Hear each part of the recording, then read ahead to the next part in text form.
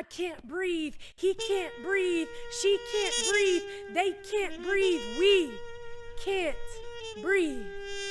Breath, something that seems so effortless, something done through our subconscious.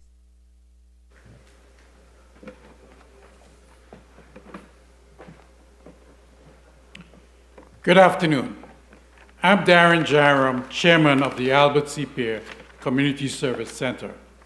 On behalf of the Albert C. Pierre Community Service Center Board, its subsidiary Pure Reality, and our parent church, Tabernacle SDA Adventist Church, we welcome you to this second Town Hall meeting, Can You Breathe Forum.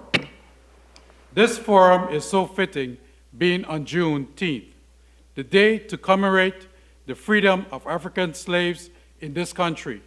Today is the day to bring awareness and a call to action against social injustice.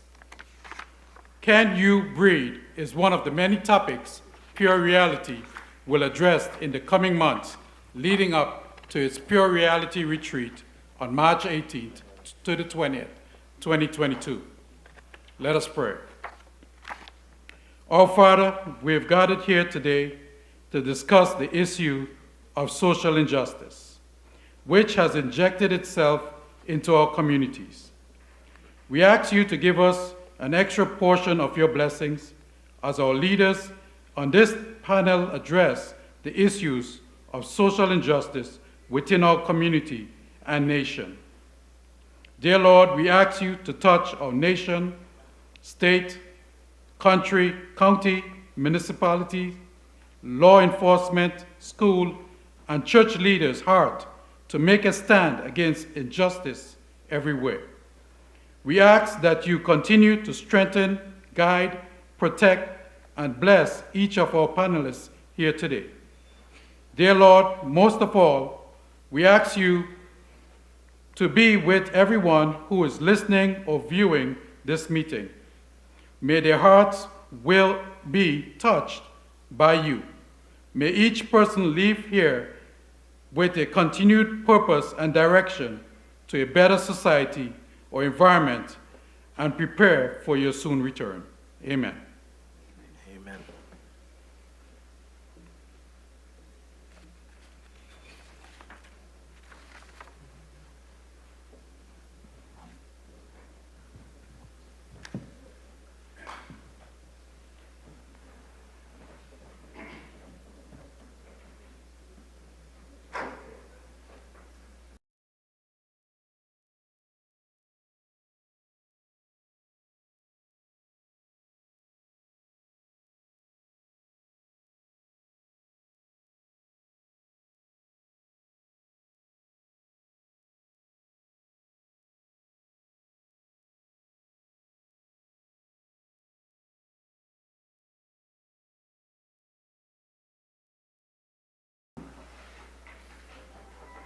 Good afternoon, everyone.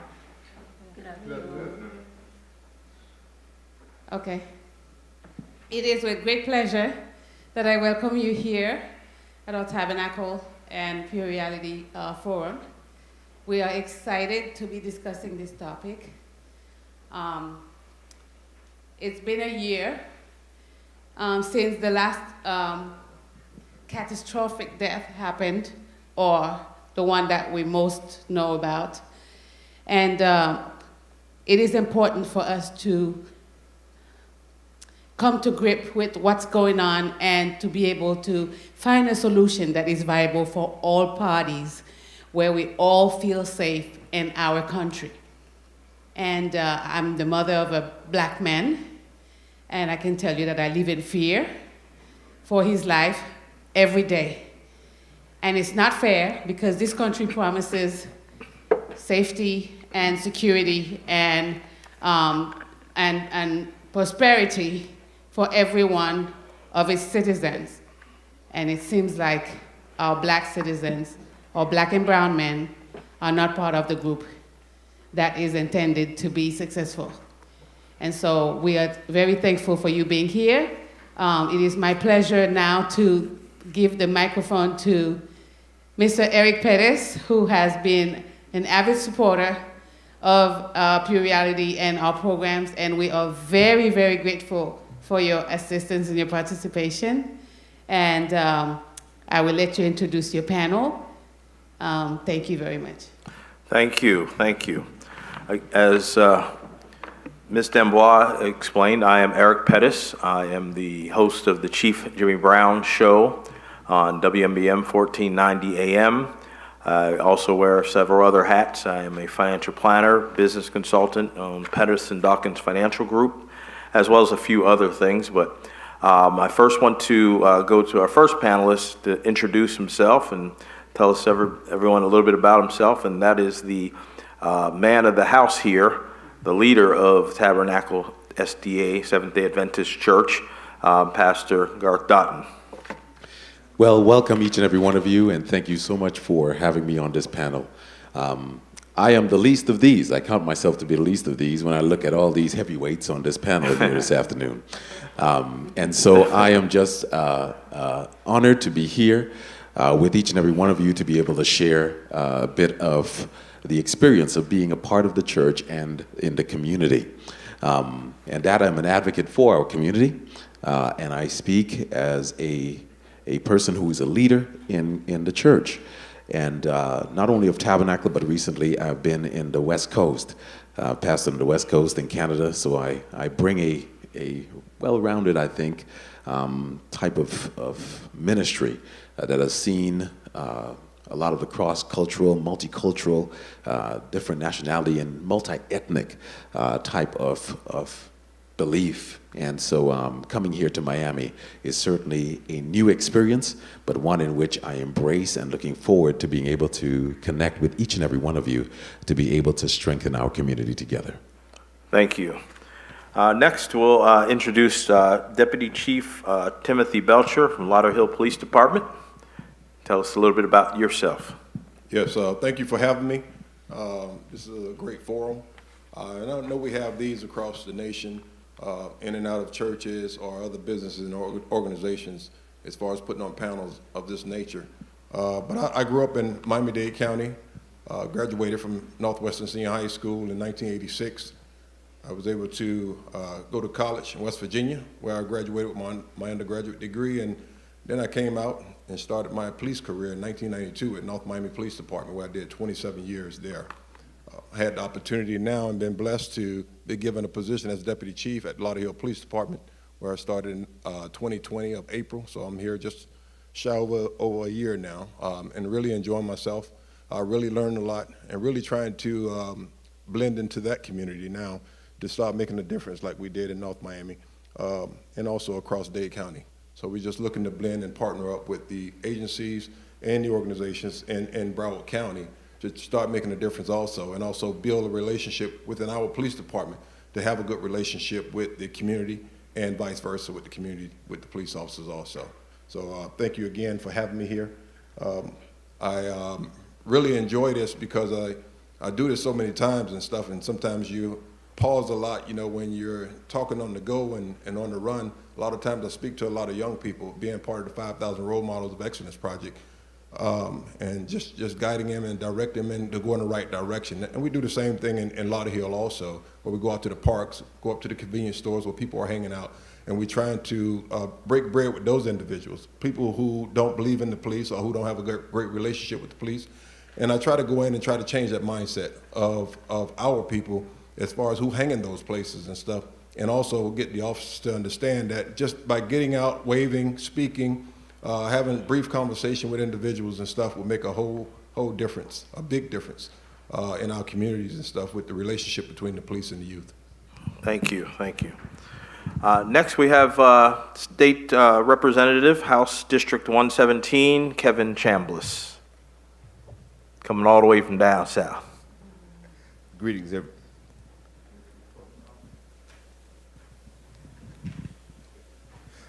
everyone, and happy Juneteenth to you. Again, my name is State Representative Kevin Chambliss, and happily made the trip from the Homestead, Florida City area, where I serve as a State Representative for House District 117. Definitely I'm glad to be in the building at the panel. with these distinguished ladies and gentlemen to talk about this most important topic of the hour. I want to thank Brother Eric Pettis for inviting me to this conversation, someone who I've known back from my work in the NAACP in the community for many, many years. I myself am a country boy from Mississippi. Grew up, born and raised Mississippi, went to Jackson State University, did a little grad work, fell in love with politics, got involved with political campaigns. Worked for Congressman Joe Garcia. He won, became Miss South Dade director, and then I worked for every congressperson in Deep South Dade ever since. Congressman Carlos Cabello, Congresswoman Donna Shalala, and Congresswoman Debbie Merkel-Powell. So professionally, I have a staffing background in government, but also the community activist background, which gave me a very, I think, unique perspective at potentially how to go about and solve problems. So I'm looking forward to this conversation because I know that we're not just going to talk about the issues, we're going to talk about the solutions as well. And again, thank you for allowing me to be here. Thank you. Next up, we have State Representative District 108, Ms. Dottie Joseph.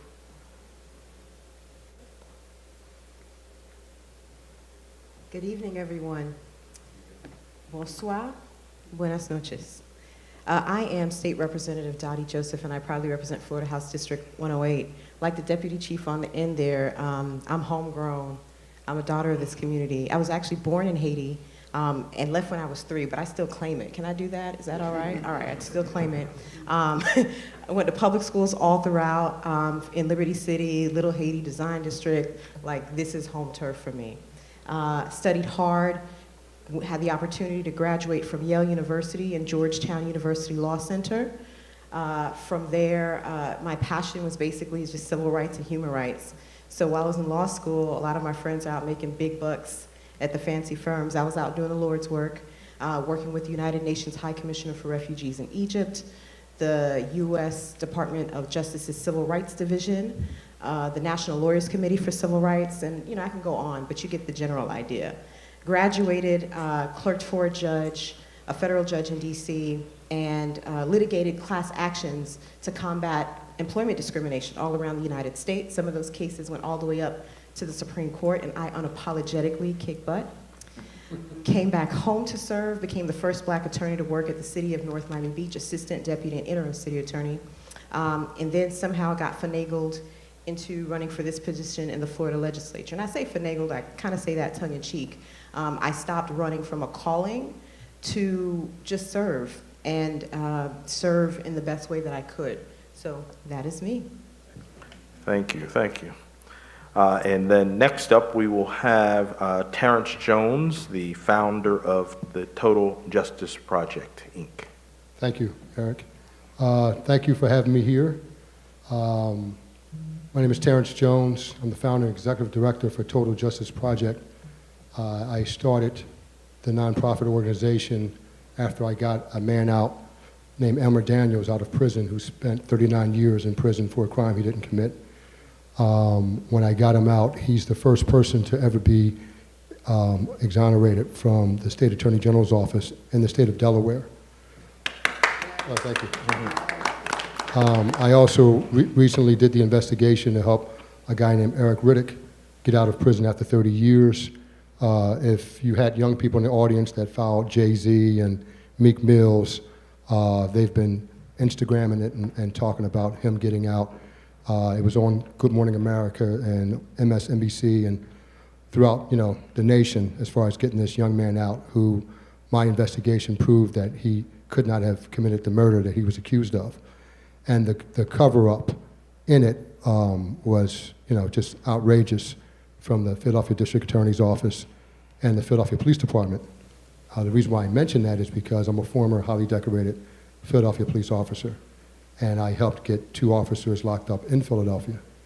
And I know everybody's going into their background, but I had a commander recently confront me and said, "I thought you bleeded blue. Why would you get these 2 cops, help to get them locked up?" And I said, "I don't bleed blue, bro. I bleed red." And at the end of the day, I'm proud of being a black man. I come from an extremely poor, disenfranchised neighborhood in West Philadelphia, similar to Will Smith's neighborhood of West Philadelphia. But the difference between me and him is I grew up the youngest of 6 boys, and I grew up witnessing firsthand domestic violence from my father beating my mother. I've seen violence my whole life. I'll be 58 tomorrow on Father's Day. And I saw it with my brothers, with my father, who was in the home, beating up my mother all the time. And then he became a police officer. And when someone would call 911, when my mom would scream, he would say, "What do you want?" "Oh, Officer Jones, I didn't know it was you." "What do you want?" "Well, we got to call someone screaming." "Do you see anybody screaming?" "No, we don't see anybody screaming." "Okay, all right, get out of here." And then he would ask us, "Which one of you called the police?" And we said, "Dad, we would never call the police on you." So moving forward, what changed my life was Mr. Lloyd was beaten up brutally, an older gentleman, and my brothers told me to come outside. And I ran outside not knowing why I was coming outside, and I saw that Mr. Lloyd was beaten up brutally. And I chased my brothers because I didn't see the guy they were chasing. And at some point, my brothers, who were track stars, and they were older than me, had stopped. So we were all trying to catch our breath. And I said, "Why are we running? What's going on?" "Oh, this guy robbed Mr. Lloyd and beat him up." So I said, "Everybody calm down." So I was meant to do what I'm doing because I said, "Everybody calm down, let's catch our breaths. Because this guy can't be in better shape than you two." And then when we stopped, we heard, we grabbed the guy, we told him he was under arrest, even though we were civilians. We took him back to the neighborhood. We protected him from the neighborhood because they wanted to beat him up. And we called the police. And I got the Liberty Bell Award from the city of Philadelphia, the mayor and all that. And one of the questions they asked me during the press conference was, "You should be a police officer." And I just couldn't believe you could get paid for doing something like that. So all these years later, I became a police officer. And I locked up guys like that. I saw, growing up, it came from violence with knives and bicycle chains where black men were killing black men. And it turned into black men shooting and killing black men hating themselves and killing each other. And even though I locked up a lot of them, I would always talk to them and talk to their loved ones. And it's hard to take away someone who hates someone. So I spend a lot of time off duty, which I would say to most police officers, anybody can do what you get paid for. Can you go off duty like I did and teach literacy and play some basketball and have a relationship with the community? And that's the most important thing, because once you have a relationship, they'll give you information. These murders are unsolved because a lot of the police, which are good, don't have those relationships. And later on, I started doing what I'm doing now. And that's what I do. I do these type of investigations, civil rights investigations throughout the whole country. And I was able to get 10 police officers locked up based on my investigation. And I'm here to not bash the police. I love the police. I'm a former police officer. But we all have to work together. And that's it. And I have the Total Justice Project. You can follow me on Instagram, IMTJustice. Thank you. Thank you. Thank you. And without any further ado, our last panelist that we'll introduce, and I'll explain why I saved Ms. Foster for last after she introduces herself and tells a little bit about herself. Crystal Foster of We Stand for Justice. Good afternoon. Good afternoon, everyone. I first want to say it's an honor and a pleasure to be here on this panel with such powerful people as you all, and Mr. Pettis and Tabernacle Church. I thank you all for inviting us as well. This is a great topic. Happy Juneteenth. This is a great topic. It's we need to have many discussions of the issues that we're having in America and critically in Miami, Florida. My name is Crystal Foster. My organization is We Stand for Justice, and I am 44 years old, originally from New York City, came down at the age of 13. My mother thought it was a better environment for the family, and We came down, been through a lot of challenges in life. I was in a severe grease fire at the age of 20, playing basketball for Miami-Dade. Was told I was never gonna walk again. And it took me 1.5 years to learn how to walk from the house fire. So I just thank God that He allowed me to overcome that big challenge. And then in 2012, we got a phone call that my sister-in-law had lost her life in a drive-by shooting in which she had 5 children at the time at the age of 25. And my brother at the time was living in New York City and traveling in New York City. So we had to help raise his children. And then in 2015, my brother lost his life to a police officer in Homestead, in which are the same children of the young lady who lost her life.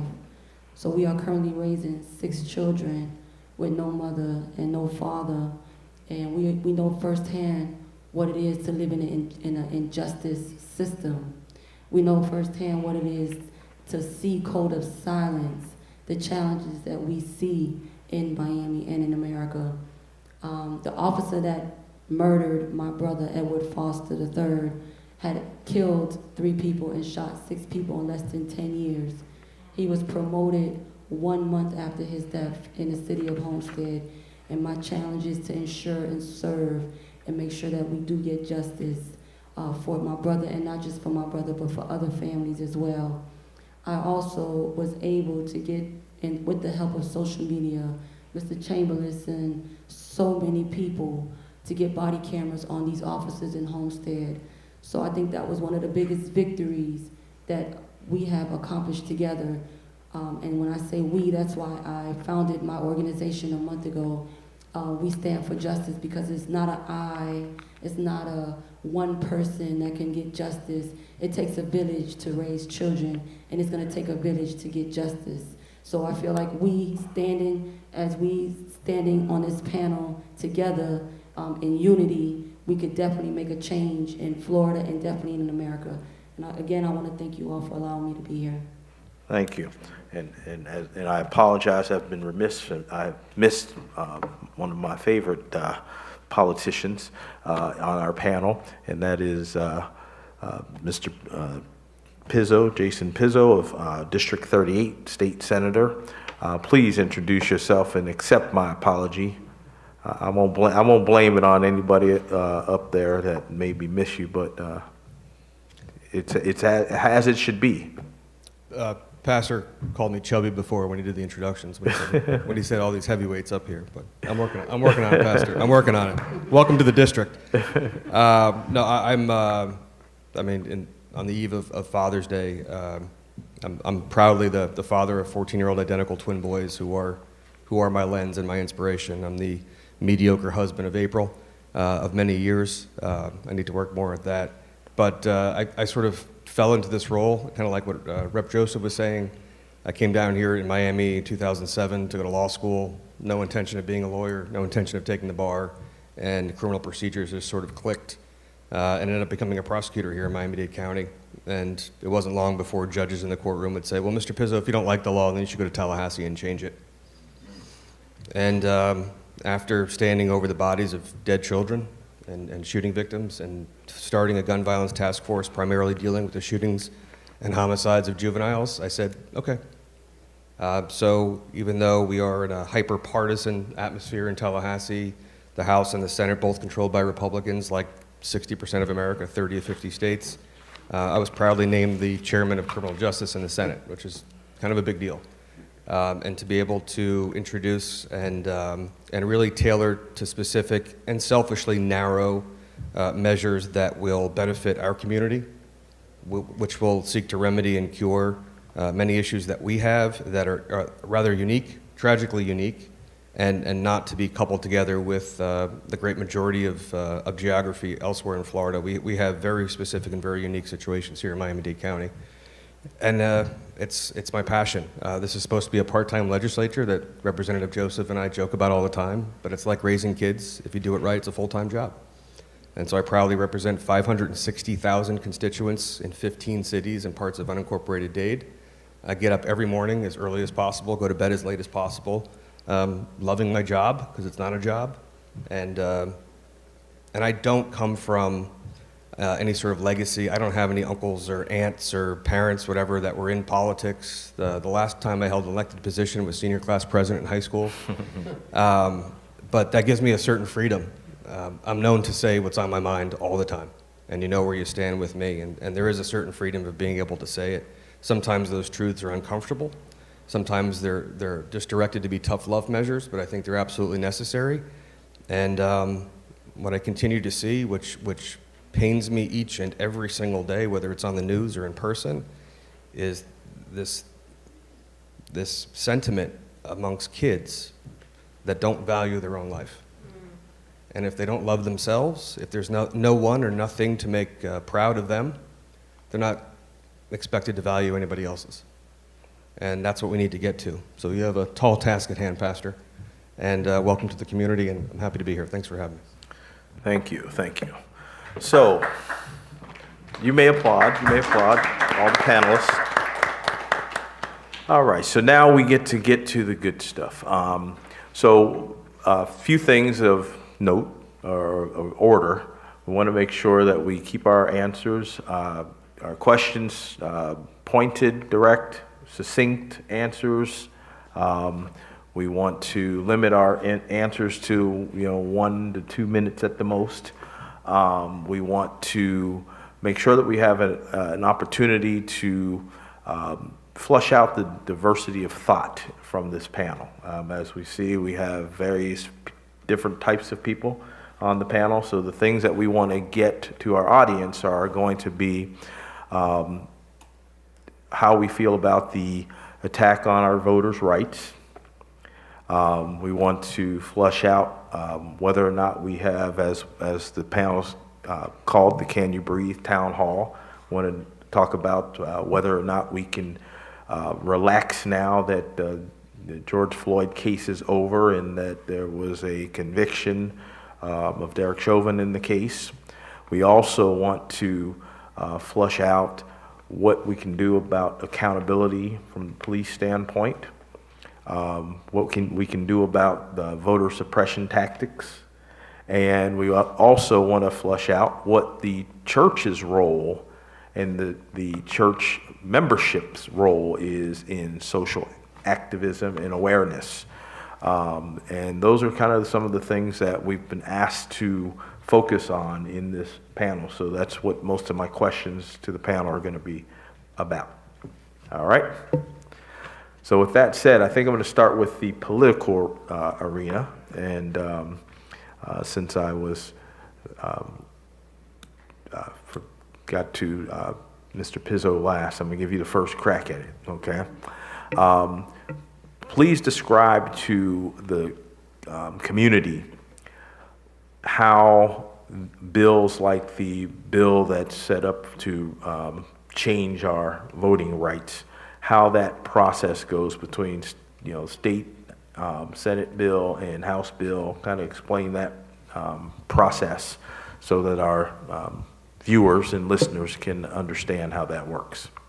Sure, and mind you, everything I'm going to tell you comes from watching Schoolhouse Rock as a little kid. I'm just a bill, Capitol Hill. Our state system mirrors that of the federal system. So we have a House and we have a Senate. We have the three branches of government, and then we are part of the legislative branch. So Representative Chambliss is in the House and I'm in the Senate. And we get together and we come up with an idea and we put it into drafting. Now, some of the most recent ideas that have festered into bills that have been passed into laws are things that are direct or indirect attacks on the rights of individuals, on the freedom of individuals, on the liberty of individuals, and the rights to exercise as well. By way of example, SB 90 is the Senate bill. So Representative Chambliss and I get together and we say, you know what, we think the driving age should not be 16, it should be 17. He's going to file a bill in the House that says, heretofore, whereas the driving age is, shall be 17 years old. I have to file pretty much the same bill, and they'll travel a path. Now, if he's filing a bill as it relates to driver's license and I'm filing the same thing, it's going to go to Transportation Committee in the House, it's going to go to Transportation Committee in the Senate. it'll probably go to at least 3 committees, maybe appropriations and rules. Whenever you hear appropriations, they're talking about money, things that have to be spent on the state budget. We have to successfully get through each and every single committee before it goes to the floor, that large dome room where it looks like we're saying important things, but really asking what you had for lunch. And it has to go through all of those committees successfully by a majority vote until it gets to the floor. It's read twice in each side, and a vote happens, a vote occurs. But the bills have to match, and very often what will happen is Representative Joseph and I had a bill together this year. Mine was SB 1802, and she had the companion bill, and Representative Joseph had a wonderful idea, that domestic violence really spiked last year, and as well as a number of other crimes. And so Representative Joseph had a brilliant idea to do a carve-out. In Florida, I can't record a conversation between myself and another person without their permission. It's one of the few states that has that. It's actually 11 states in the United States. But we don't think that people, especially people that are being predatory or violent, should take advantage of that. So if there are communications that are otherwise not able to be recorded and shared, Representative Joseph had a great idea that we should have an exception, that you should be able to share those communications if you're the victim of domestic violence or a restraining order, and be able to show them to police and or to their attorneys. Well, as they started, they were both the same. And then as we moved along, Representative Joseph edited some stuff. I think I edited one thing. But at the very end, they came together and they were the exact same language. And that's how it happens.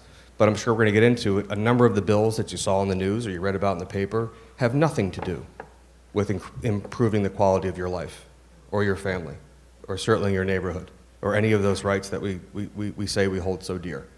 A number of them were to attack recent successes that we've had, voting especially. The governor of the state of Florida said sometime around January on Fox News that Florida was the gold standard in election cycle, that 11.5 million votes were counted by 7:30 when, by the time polls closed. So it begs the question, why change it? Because in a partisan fashion, the Democrats did very well with the system that was in place. The voting by mail, keeping social distancing and doing so by mail was efficient and effective, but too effective for one particular side. Very good. So one question for everyone on the panel, and you can kind of decide who wants to go first, and we can bounce around if you all would like to answer. What's been the biggest change that you have seen in the world or in your personal life or in your career since the George Floyd was killed till the verdict?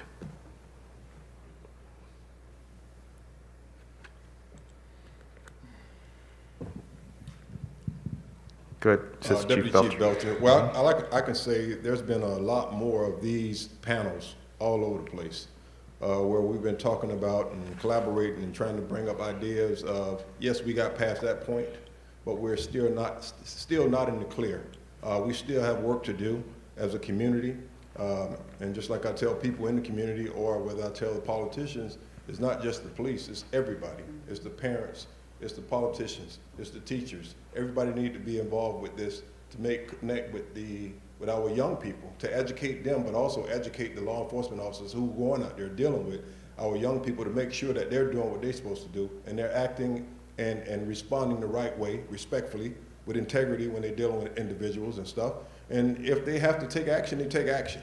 But there's a time where we have to de-escalate, from putting pressure or the way we talk to people or the way we do things. That's very important that everybody, not just the police officers, but also the citizens in the community, meaning our youth, who we may walk up on, and they might have an attitude. I spoke with a young man the other day at one of our parks, and I spoke to him. He said, "Man, why are you trying to talk to me?" And I said, "Why are you so angry?"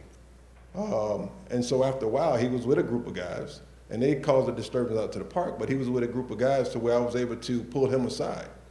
And he would say, and he would try to get permission somewhat from his other friends that sat off to the side and laughed and said, "Oh, he got you," and I would say, "Are you a leader?"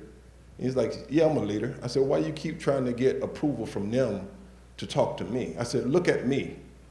So you have a lot of these incidents that's going on as far as we trying to build that gap or that bridge from the police to the communities and stuff, and that's going on across the nation.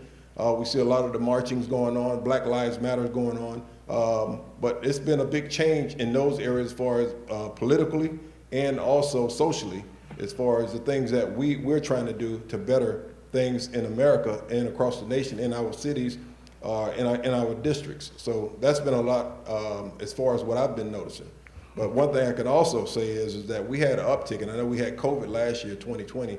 We had an uptick in domestic violence, like you said, and we had an uptick in homicides, to where people are just going crazy. And those are the things that we have to try to control by either getting the message out and making more contact with these individuals out in the street to try to change their mindset and change their direction. Okay, thank you.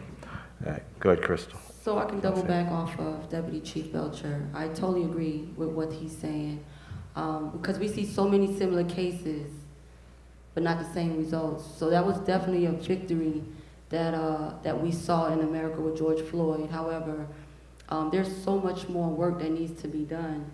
I feel like there definitely needs to be some more resources in the neighborhoods, and our parents needs to be held accountable as well, because we lost parenthood. You know, nowadays the parents are the friends of their children, and they're not involved as they should, and that's one of the biggest issues, that they're not monitoring their social media. They're not eating at the same table for dinner anymore. There's not conversations in a household. So it definitely is gonna take all of us to change the mindsets of our youth.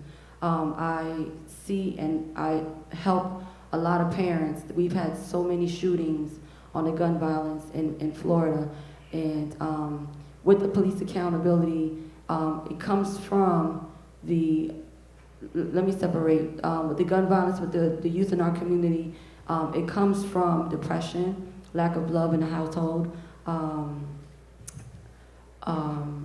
You know, we as the community pastors, activists, leaders, grassroots organizations, and the politicians that have the power to help bring the resources, we all have to play our part.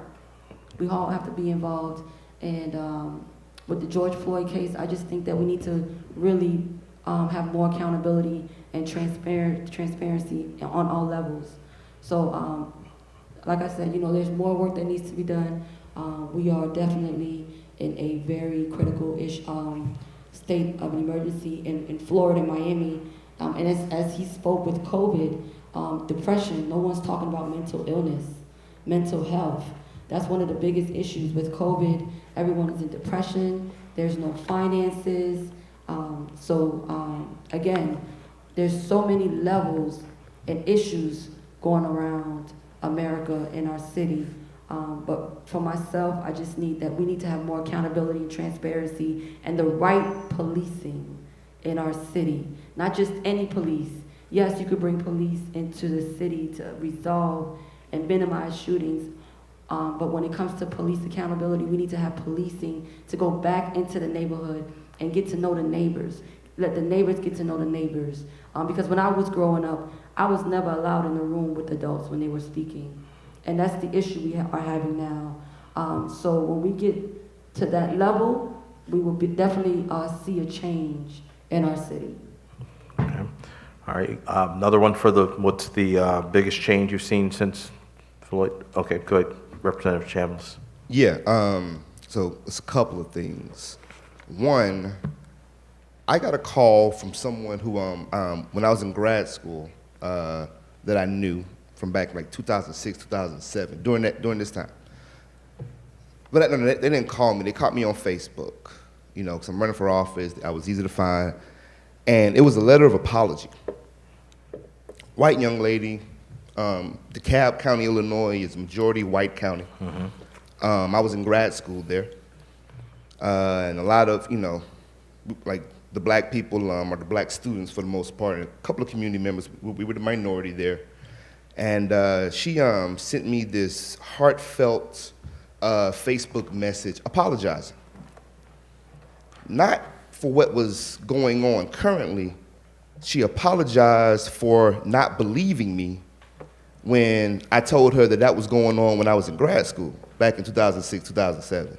That DeKalb County Police and the City of DeKalb Police that they were racially profiling us, that they were using aggressive tactics on college students because they really didn't like the fact that the black kids from Chicago were going to school in their town, that we were being unfairly targeted, like we're having, like we're college advocates, it's crazy because as black college advocates, as someone as a Democrat, an elected official now, the black kids did not participate in the college Democrats. So that's how I ran into it, because I was the only black kid in the college Democrats. We were all in the NAACP.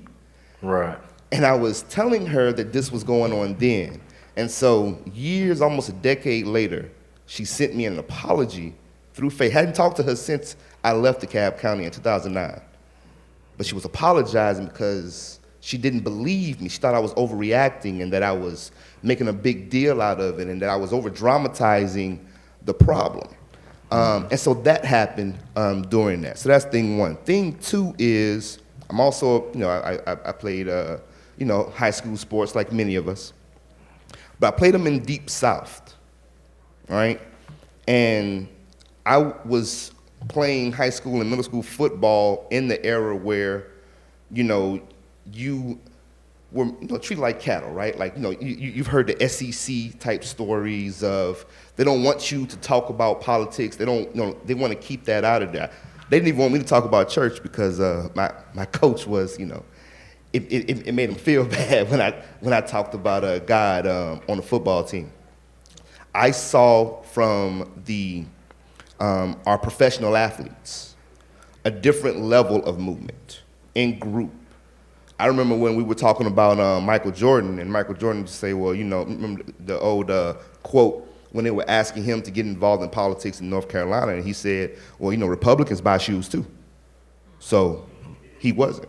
Right. But we saw them get involved at a higher level. And I think, and that was very liberating. That was, for somebody like me who remembers those times where the coaches really didn't want you to get in those conversations, to see them unashamedly and unapologetically begin to have that open conversation, begin to advocate not one or individually, but in group, I thought that was monumental. So those probably were two of the main things that happened during that time period. Very good. Mr. Pizzo? So it was in bittersweet fashion. I was optimistic about seismic shifts and substantial changes, and frankly, I was disappointed. Whenever you see videos and newsreels of tragic things happening anywhere in the country, it's by state action. So when you're thinking of the levels in the hierarchy of government, you have your home, which is a dictatorship because mom controls. But outside that, you have your city, you have your county, you have your state, and you have your national. And right after the May killing of George Floyd, and I'll tell you, the most amount of texts and phone calls I got were actually from outraged police officers to be grouped in or to be characterized or categorized as that type of action because they're the closest to it, and it befalls upon them and besmirches them. But let me tell you why I was disappointed. I had seen with Trayvon Martin, I had seen from Baltimore and other places, I had seen athletes and celebrities sort of get involved at the highest national level or at the most local level, which was great to see, right? But it doesn't change any laws. All of these actions you see are state actions. And finally, ESPN, one of their contributing editors, wrote an article that said, hey, all you athletes should be calling your state legislators.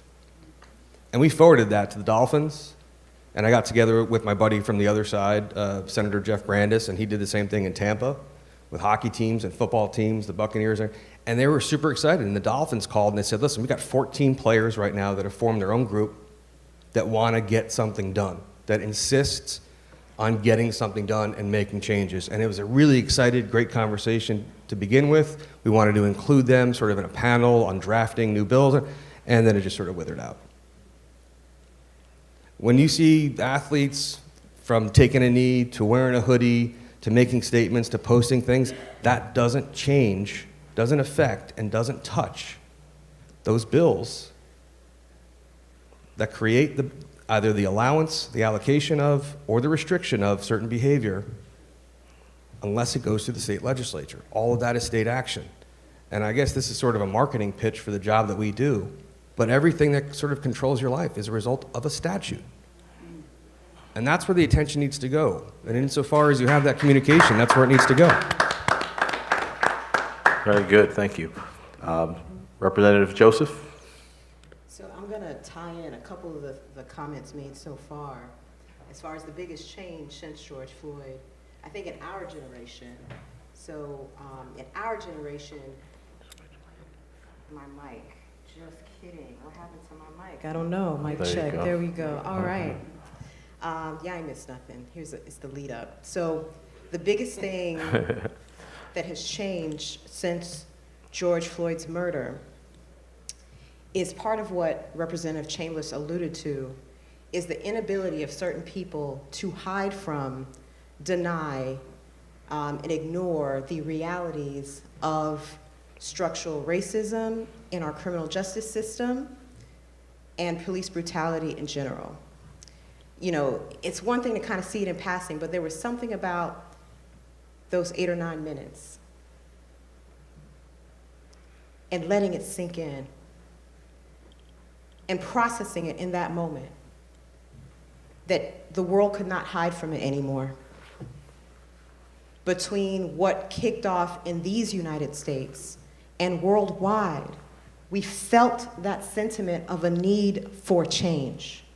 For the youngest generation that hadn't really grappled with racism in the way that, let's say, the prior generation that we saw with the Edmonds-Pettus Bridge, that same realization, that inhumanity on display for all to see, and what that does, and how that motivates, and how it's a trigger that ignites a movement of a desire for change, that same sentiment that Senator Prizzo talked about. So one of the things I had done last summer, subsequent to the murder, was to try to channel the energy of these young people to get to so we saw what they wanted to do, let's hit them get there, because they may not understand how the laws work, but we do.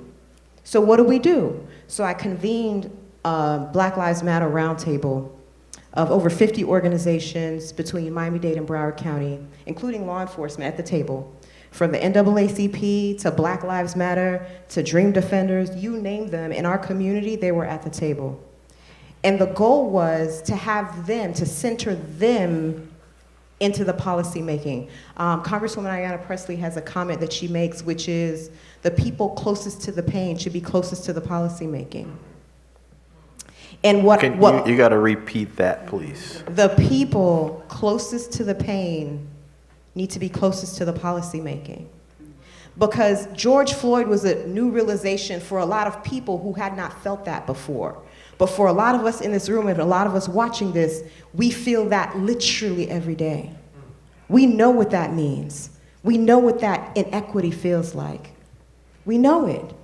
From how we have to modify how we talk to people, how we dress, how we wear our hair, to just try to survive an encounter with law enforcement. Because you don't know how it's going to go through. From Sandra Bland, who I'll always say her name, to the countless others. And it's not that one life is more important than the next. They're all, and should be, equally valuable. But we know that they're not equally valued. And I think the murder of George Floyd brought that to the spotlight in a way that this country, this world had not done so, and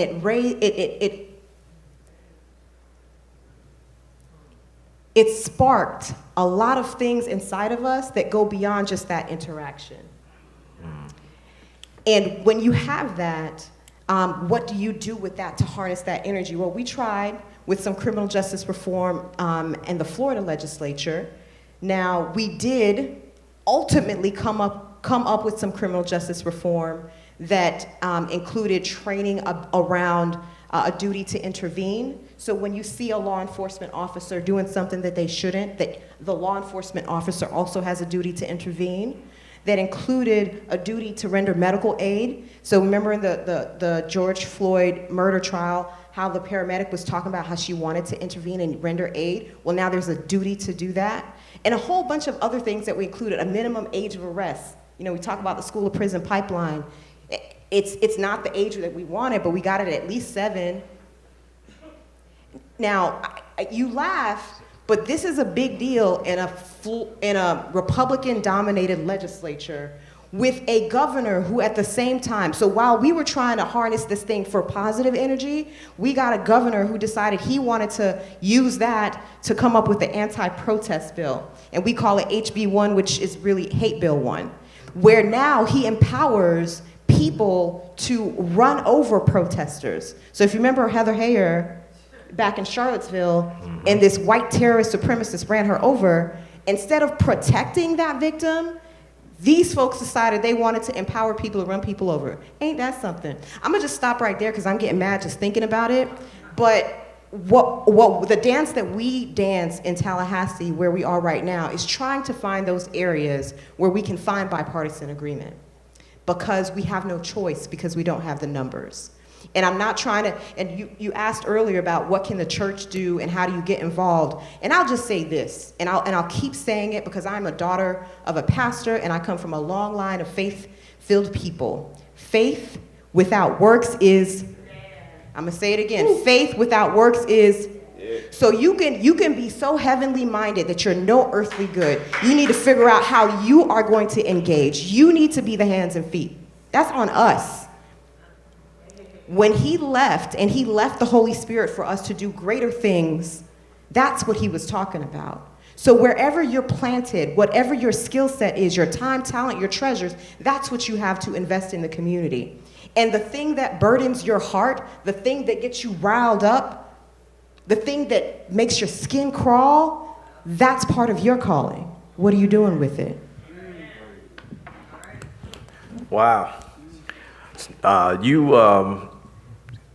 You brought us to a point in this discussion that is going to be uncomfortable to some, because as we Christian folks who are present and accounted for and watching and listening, this is the part where we might step on a toe or two. One of the reasons we have our pastor at the panel is to help me moderate that section of this section, because as I have said a couple times today, we don't want anyone excommunicated or whatever, disassociation and those different types of things that can happen to us in the church.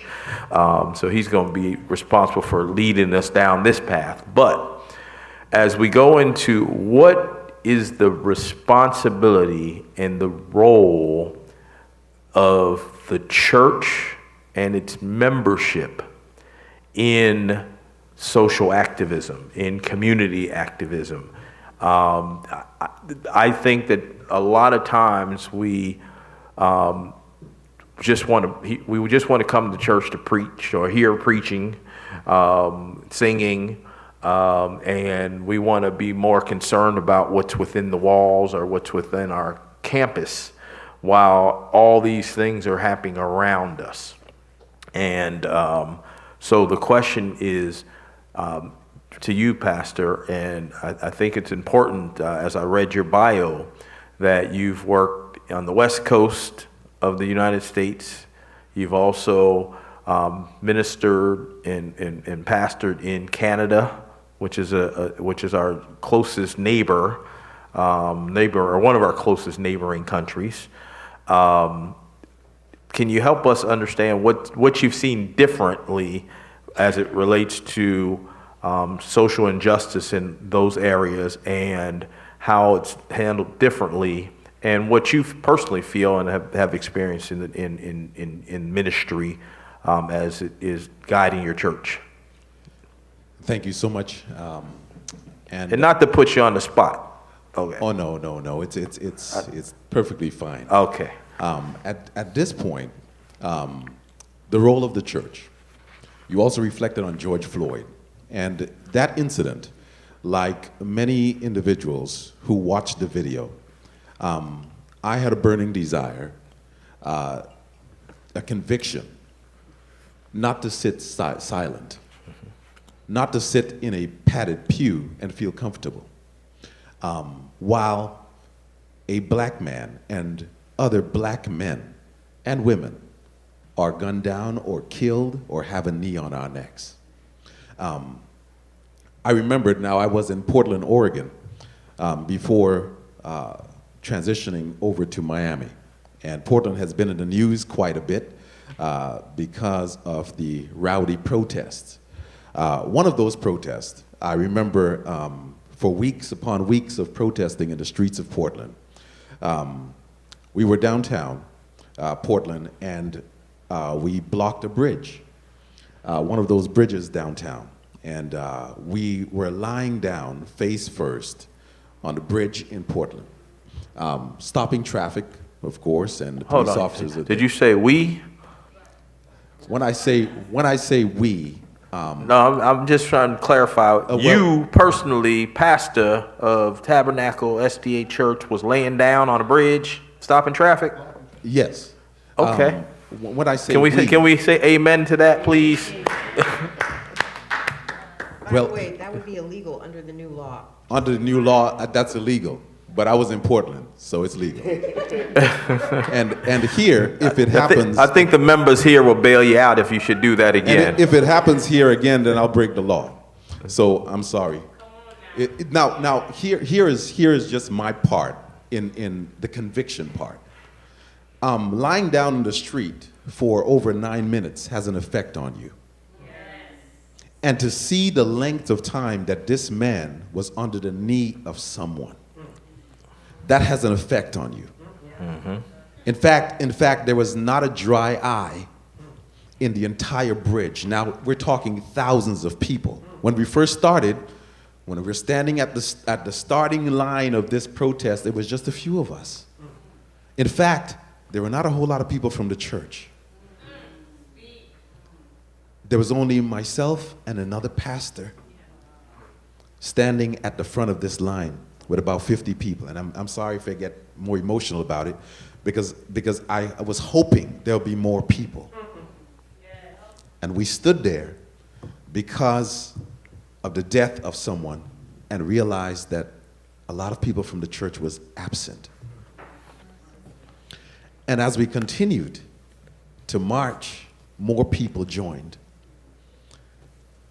The role of the church is one of advocacy. If the church does not stand, then who will? When I watched the video, even today we had a program that reflects on the civil rights movement. And I saw the signs that it was held in that video. And I saw church folk. It was the church that took the active stand in leading the civil rights movement. So I wondered, at this point in our history, this pivotal time, where is the church? That was my question as a leader in the church. And even after calls were made, it took countless calls for individuals in the church to finally see that they too are part of this.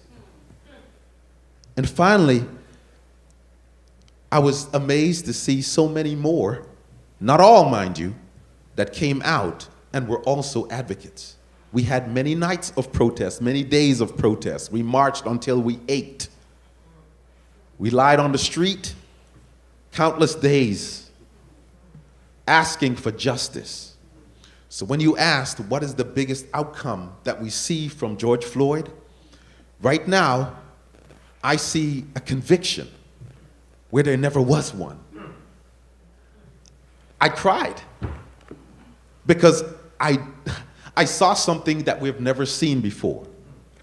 A police officer, sorry, Deputy Chief, but I saw a police officer convicted for a crime that took place that the entire world saw. And believe me, I thought he would get off. I thought he would be free right now and probably even have a promotion. So I cried when I saw conviction. I also, after I left the streets protesting, would go back and not sit down in the pew and preach, but sit in different committees in the city. And I think that the role of the church, I believe the role of the church and every member has to take an active part in its community and be actively involved in changing the policies and talking to individuals, the heavyweights, that be, so that those matters can be addressed appropriately. And that's what we did. When we left the streets, we went back and we called the leaders of the city, sat down in those conferences, whether they were virtual or in person. Most of it was virtual because it's the middle of COVID. And we talked about what needs to change. And therefore, those same policy changes took place when we had actions to allow for policing to now be part of the community. And what we saw was a change in the policing itself. Now you had laws that prevented knees going on necks.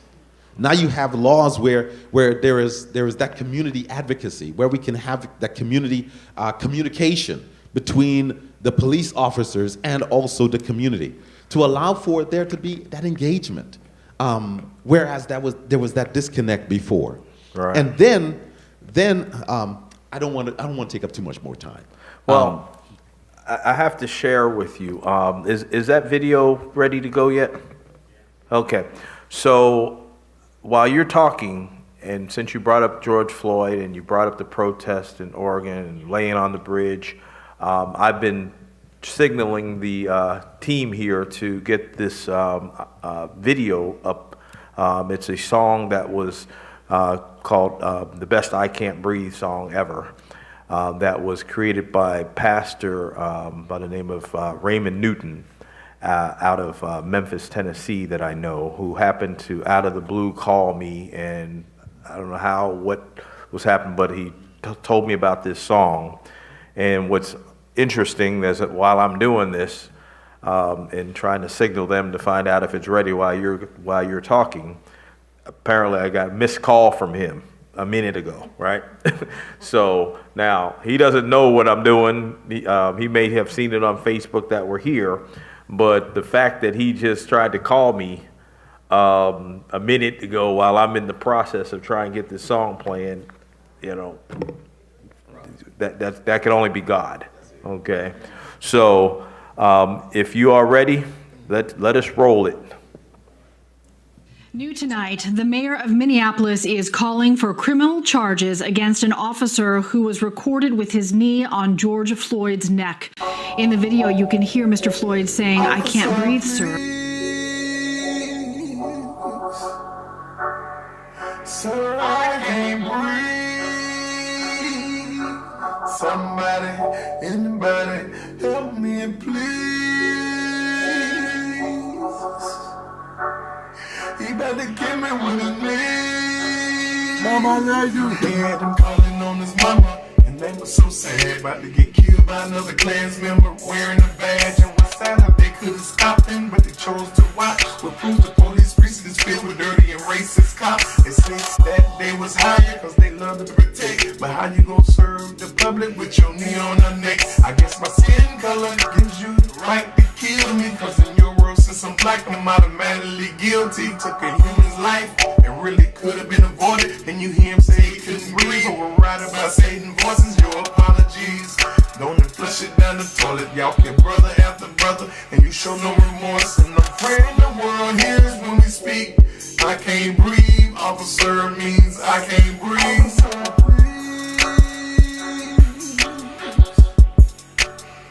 Sir, I can't breathe.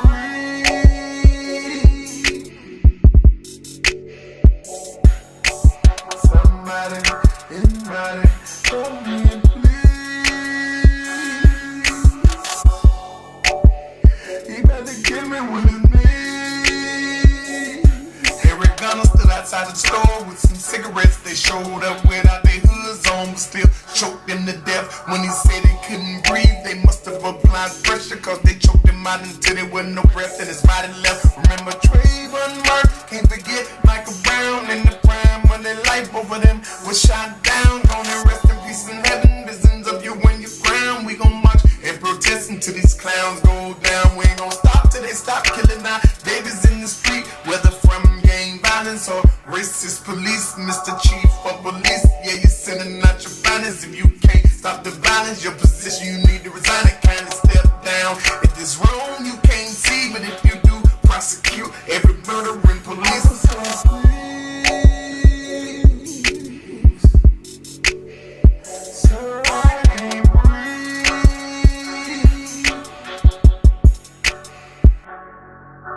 Somebody, anybody, help me please. He got to give me what it needs. Tell the truth, these police ain't really. Yeah, I wanted you all to get a little glimpse of that, see some of those images that many of us may have forgotten. When I got that video from Pastor Newton and his song, he then told me that his 18-year-old daughter did that video and had them on my show last week on the radio. And it was interesting to hear this young lady talk about the fact that her father wrote this song the day after George Floyd died and then recorded it.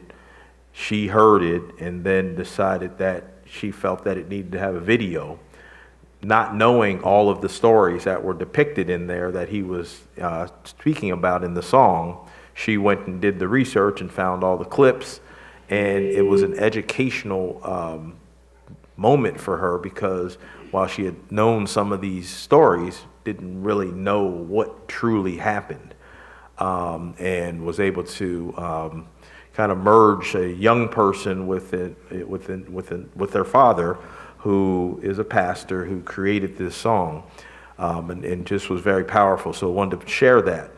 I see some folks look a little upset up there from that. That wasn't my intent, but Terrence, go ahead and tell us what you're feeling after seeing that. So, with the Total Justice Project, I have cases across the nation, current cases, and since the death of George Floyd, the more things changed, the more things are the same. So I'm going to give you some facts. Not my opinion, but this is what I'm spending the rest of my life to do. I've done investigations across the country for the last 13 years. On a volunteer basis, I've helped lawyers get over $30 million and never received a cent in these investigations. Starting with Freddie Gray, the ministers brought me in to do the independent investigation. I helped to get 6 officers locked up there.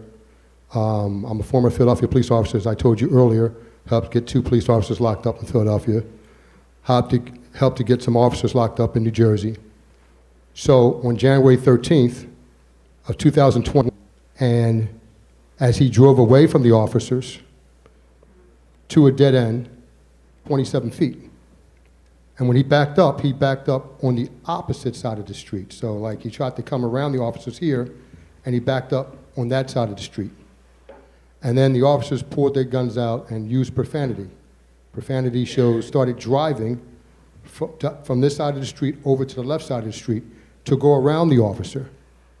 And without moving his feet, bending his knees, 2 hands on the gun like this, you can't say that he was trying to run you over, because someone would have said, "Watch it, he's trying to run you over, watch it." Or you would move, because it's a 3,000 or 4,000 pound car.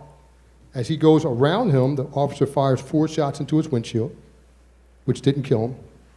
And as he drives by him, as Lamont mowed out of the side of his brains, and it didn't stop there. As he went by the officer, he then lost control of the car, and obviously he died. So when I say the more things change, the more things remain the same, everybody talks about criminal justice reform, and they focus on the police, the chiefs, the people that work for him and this police chief. But what about the prosecutors? Because at the end of the day, this police chief and any other police chief is going to do their investigation. And when they finish their investigation, they're going to have an administrative investigation with internal affairs. And then they're going to have a criminal investigation with the homicide division. And then a criminal investigation. So normally 3 different investigative units are going to investigate it, and then they're going to give it over to your state attorney general hasn't locked up 1 police officer. In 30 years, or I believe 27 years, and both of their names are Kathy, ironically. In Delaware, in the past 27 years, they never locked up a police officer for shooting and killing someone. And that shooting that I just told you that happened January 13th the Newcastle County Police Department has never released the video. So when you look, if you were to look on YouTube or Facebook or whatever, you would see that there are only very few people marching in Delaware. You'll see for Lamont Moses, it's just me and some of the family members. And the way we were able to get a video that was released that has never been released in that police department was I called up spur of the moment, because you don't have to always plan everything. Sometimes things are done in the spur of the moment. So this is where you're teaching our activists how to be activists. Yeah, why? Okay. So you don't want the enemy to know everything you're doing. So you're planning your Facebook and your social media and all that kind of stuff. You know, I'm old school. I'm kind of a dinosaur. I'll be 58 tomorrow. I called up the family and said, yo, let's march tomorrow. What do you mean? Well, let's get some people. No, just the family. Where are we going to go? Just had someone call me up to tell me where the police chief lives. Sorry, chief. Let's go to his house. Are we going to get locked up? If anybody's going to get locked up, it'll be me, and I've never been locked up. Never had the pleasure to get locked up in a protest. And I say pleasure because Martin Luther King got locked up. So I don't know what that feels like. But I normally don't know because we're videotaping, and I normally bring the news media. So if you're going to violate my rights, I want to have it videotaped. And it's going to follow up with, I know a lot of powerful lawyers, it's going to follow up with a lawsuit. So we go outside of his house, long story short, I'm not going to keep you long. We go outside of his house, and I basically, said some things to the chief and told him that we'll be here every Friday until you release that video, because he refused to release the video. He said it's the Attorney General and it's all this kind of nonsense. And within 2 days after that protest in front of his home, that video is released, Lamont Moses, and you can see it on YouTube. But what I'm going to show you is the corruption from that police chief, who's the first black police chief in the history of Newcastle County. So it doesn't matter whether you're black. It's about justice.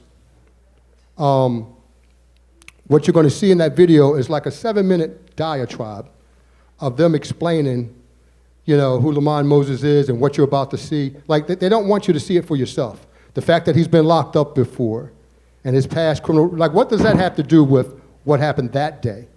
That day was murder. You're driving around someone, 4 shots into the windshield and 1 shot in the side of the head as he's driving by him. So I don't have any confidence that they're going to lock up the officers. I'm preparing something when I get back tomorrow to New Jersey. I'm going to file something on Monday to the U.S. Attorney. I got to give it to the feds. Because like I said, just like your State Attorney General, Kathy Fernandez-Rendo, she's never locked up any officers. And same thing in Delaware. So I got to give it to the feds. I got to give it to the U.S. Attorney's Office. So it's sad. So from my perspective, nothing's really changed in the sense that everybody's protesting and marching, but the ones that have the power to lock them up are not locking them up. And I don't know how it is here in Florida, but I can look it up. But I know in Delaware, you got the Law Enforcement Officers Bill of Rights. They're in the midst of voting for that. They've never approved it. And you have qualified immunity. And then you have most places, I tell them that you don't just have a civilian review board. If you don't have subpoena power, it's a waste of time. I'm going to say it again. Everybody's talking to me, ACLU, NAACP, asking my opinion. If you have a civilian review board without subpoena power, you have nothing. So I'm also Open Public Record Act advocate. I've won a lot of cases. I had to sue for 40, 50 cases that I've won undefeated to get public records. So, I mean, this is the stuff we should all be upset about. Definitely. Taxation without representation, it's backwards, you know what I mean? So that's all I want to say. Thank you. Thank you. I see my countdown clock at 0. That means we must take a 10-minute break. And Brother Darren is going to continue with some information for the audience. The panelists, you may leave your seat, stretch your legs. When we come back, we're going to go to Assistant Chief Belcher and have him follow up on some of the things that Taryn said about police accountability. Thank you.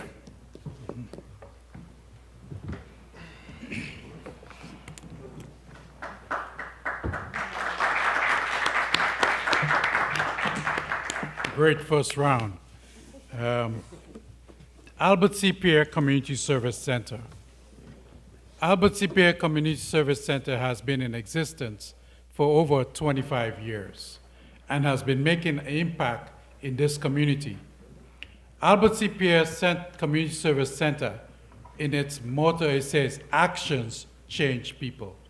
That means that our actions change people.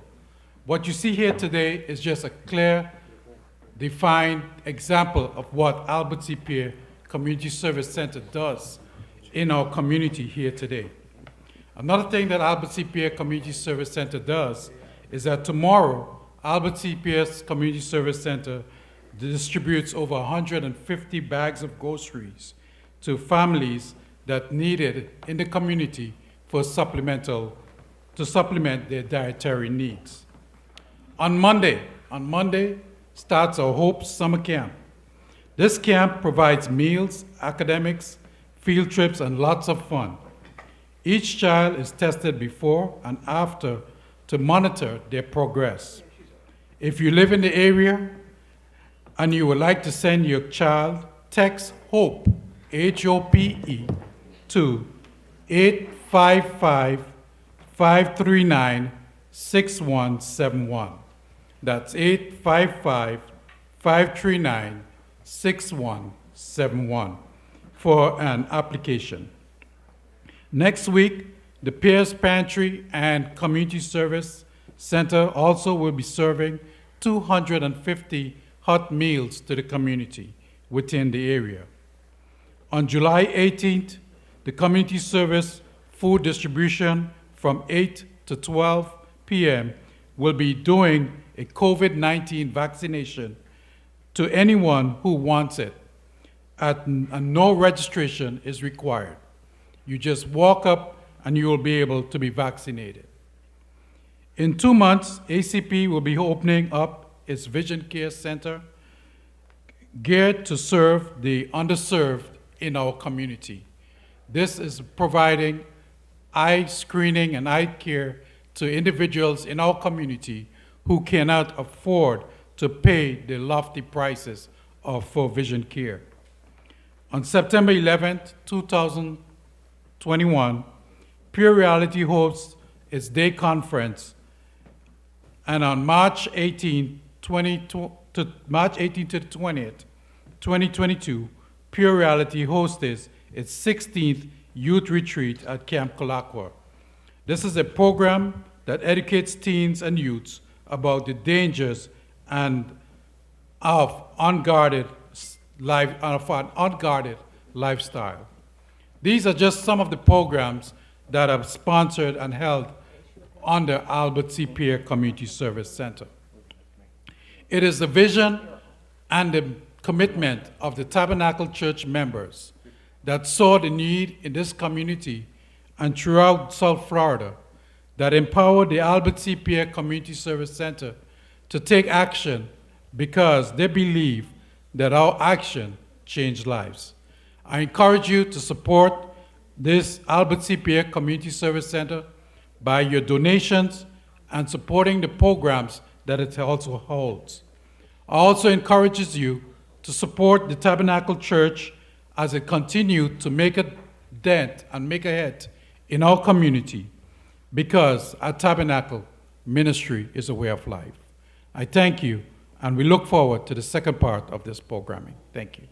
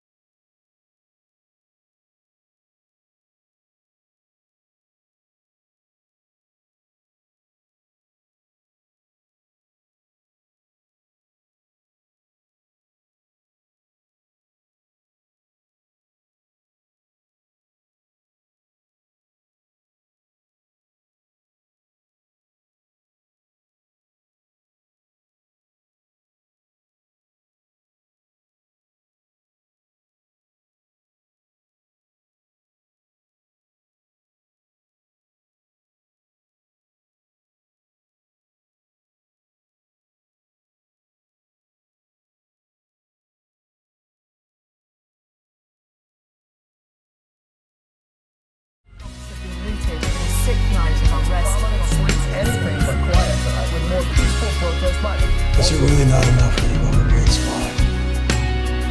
When the world is enraged from watching a black man die, gasping for breath, and the man says, "I can't breathe," with his esophageal tube collapsed under a man's knee. Is it not enough to wake in the wake of hate perpetuated by a system dating back to Negro slaves? Beat that black man, make him pick cotton, shoot that black man, he looks like he's up to something. Is the American fury not enough for you? Crowds plowed through by vans driven by the men wearing blue. Who do you call when the cops are the killers? When the body camera footage shows me you're killing brothers and sisters. Is the execution of a man, is that not enough for you? Judge, jury, and execution by a man dressed in blue. You look down at us for behaving like an angry mob. If all men are created equal, what gives you the right to play God? Where is the leadership? Where is the fight? 4 days to be arrested for murdering a man in plain sight, and a 9-day riot to arrest the other 3, right? Did it maybe occur to you that our hearts are broken, that we're tired of being hurt and our culture not moving forward? Be it Selma, Malcolm X, the death of Dr. King, Freedom Riders' Bloody Sunday, I can hear the choir sing, Rosa Parks, the LA riots, the beating of Rodney King, Eric Gardner, Philando, Breonna Taylor, George Floyd, can you feel the sting? You'll arrest hundreds of young minds and voices of the generation to come, but all you had to do was give us justice for one. Now you've created a resentment that will stretch a generation, that will instill fear in the police administration, in the eyes of the young people who know what is right, trusting in the biblical law of thou shalt not kill. Right.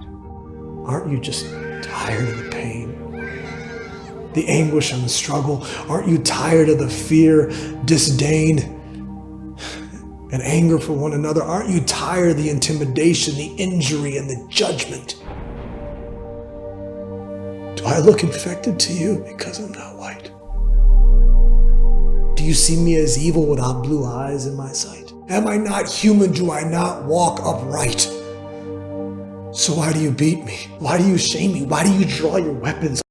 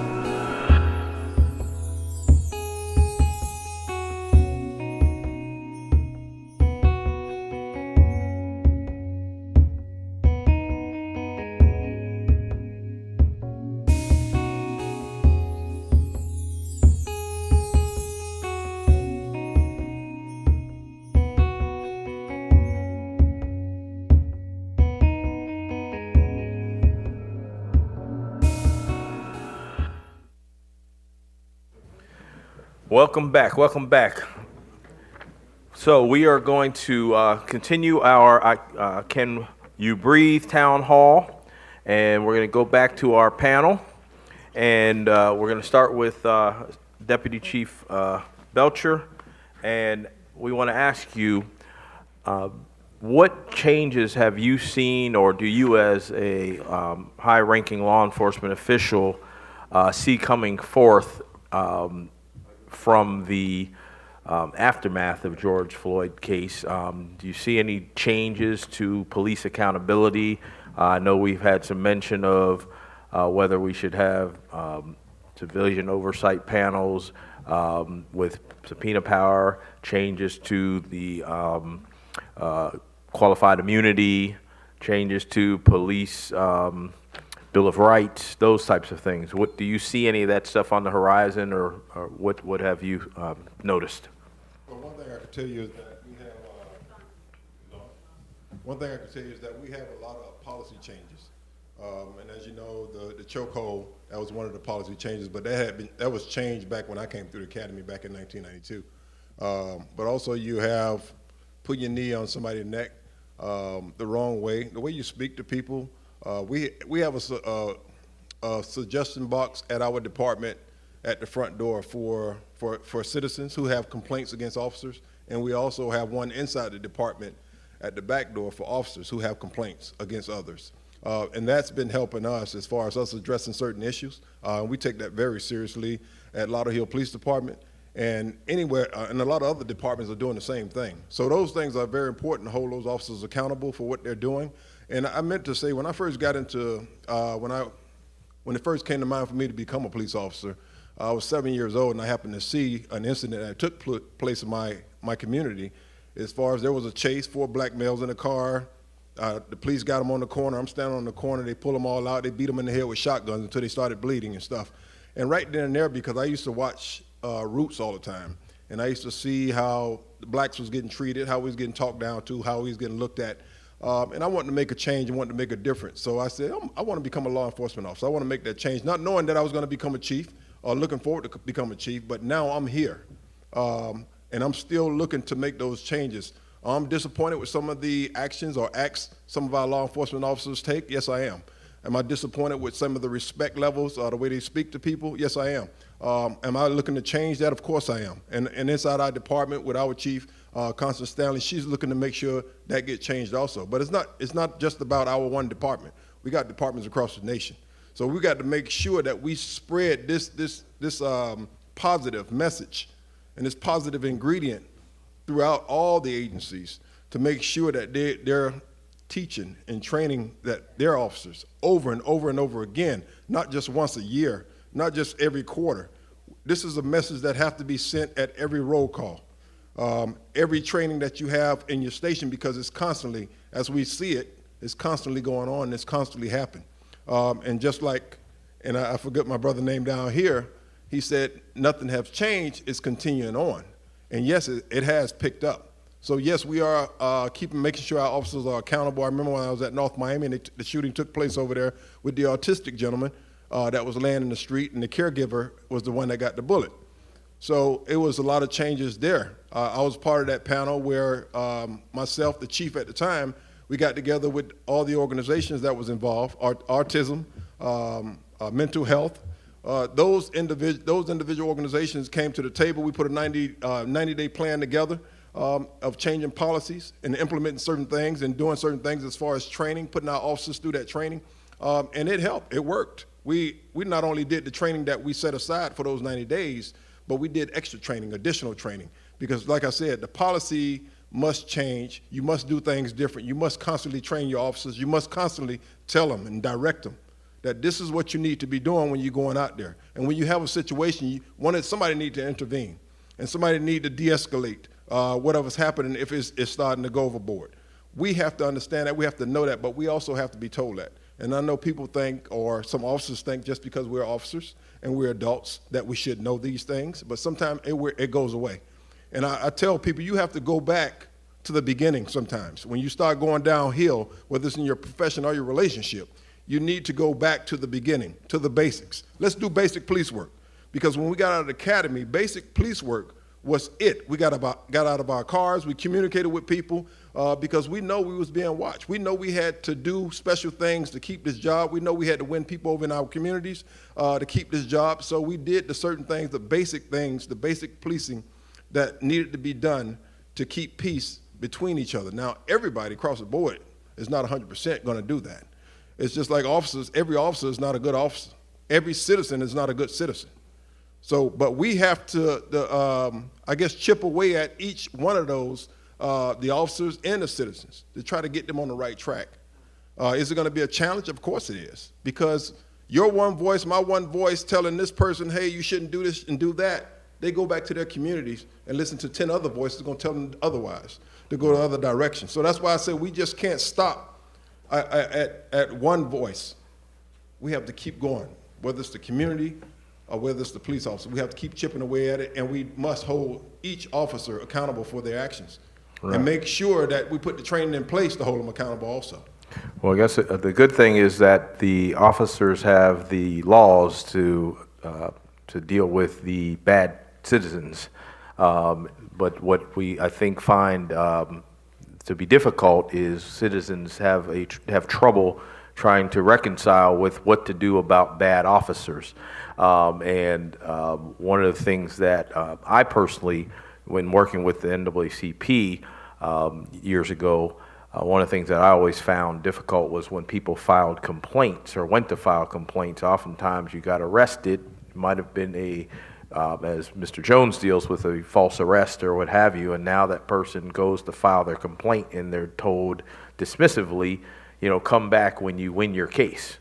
Well, it's difficult to win your case when you are ill-prepared for that arrest, meaning that you don't have the money for the attorney, you don't have money for bail, you can't afford to, in some cases not work because you have this hanging over you, and now the person ends up, pleading out to something, and now their ability to now file a complaint is diminished because you wouldn't, I can't take your complaint now because you took a plea.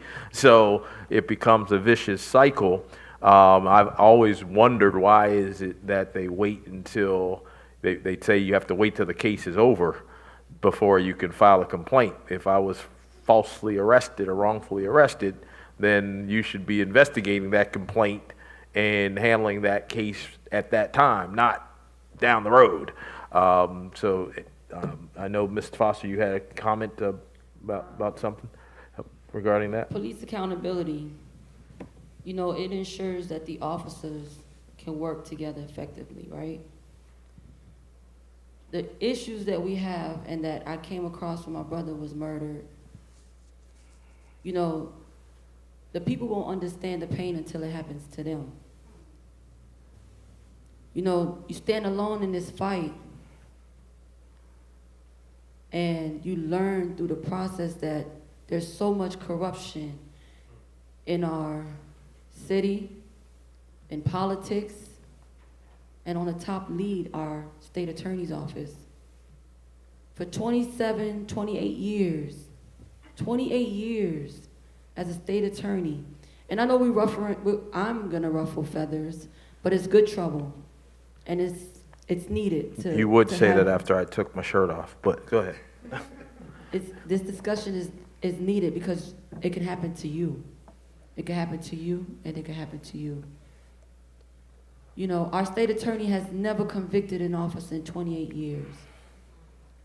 Particularly my officer, the officer in Homestead, Anthony Green, who has killed 3 people and disarmed his gun, shot 6 people.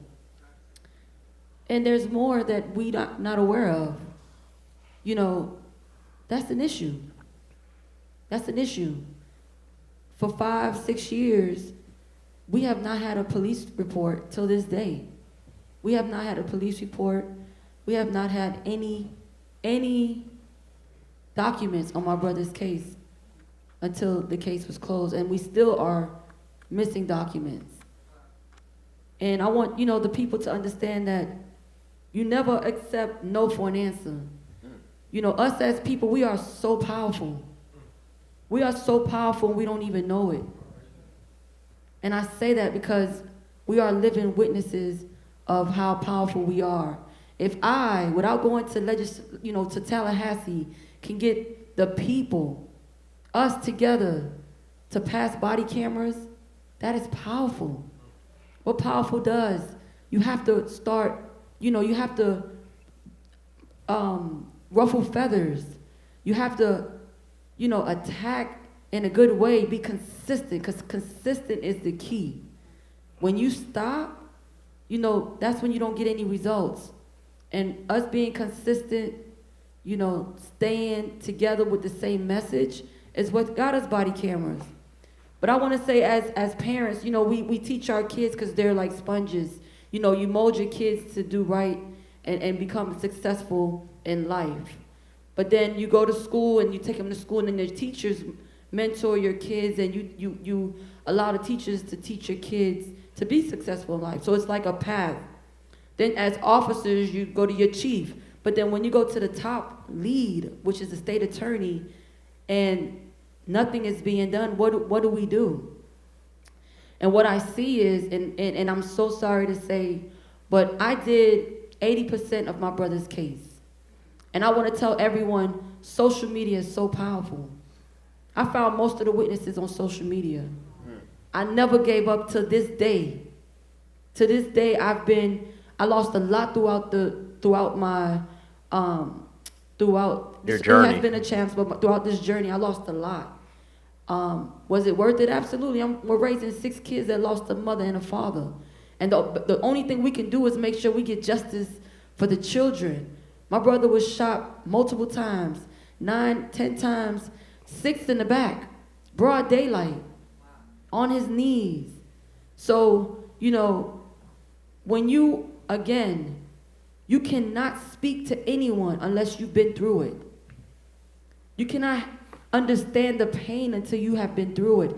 And the good thing, not the good thing, but what the victory we saw with George Floyd, everyone went through it. We all saw the pain through George Floyd's case. So, you know, that's accountability, that's transparency. And I pray no one has to go through the pain that my family's going through to this day, because we're still fighting. We lose sleepless nights fighting. But people are not understanding that, and politicians, and I'm so sorry, and there's good politicians, and I learned in 6 years there's good police officers. I just was in the presence. I did a huge march in the city of Miami, a historic march on Wednesday that has never been done before. I had police officers together with grieving mothers and fathers just to show that we can make change and stop the code of silence. We did that collectively. But us, together, we look up to our politicians. And we didn't have that in my brother's case until this day. And a lot of times, these politicians are getting funded. They're getting funded by these state attorneys, by certain organizations, so they remain quiet and they don't want to assist families like myself. They don't want to go to the state attorney to fight and ask, why is this officer being promoted? Is this case closed? There was, you know, there's why certain, you know, the questions. And I must commend Mr. Chamberlain. When my brother was killed, he was the first gentleman, king, he's a king to me, that came to my family and assisted us through the process and said, you know what? There's something called the city council meetings. You need to attend with your family. That's where you voice your concerns. And that's what we did for so long. And I want to thank you, my brother. We need more men like you in this city, in the world of politics, to show that you are an example of what leadership is. That's what leadership does. You cannot be in that position and not have the heart for it. You cannot be in a position and not have a heart to make change.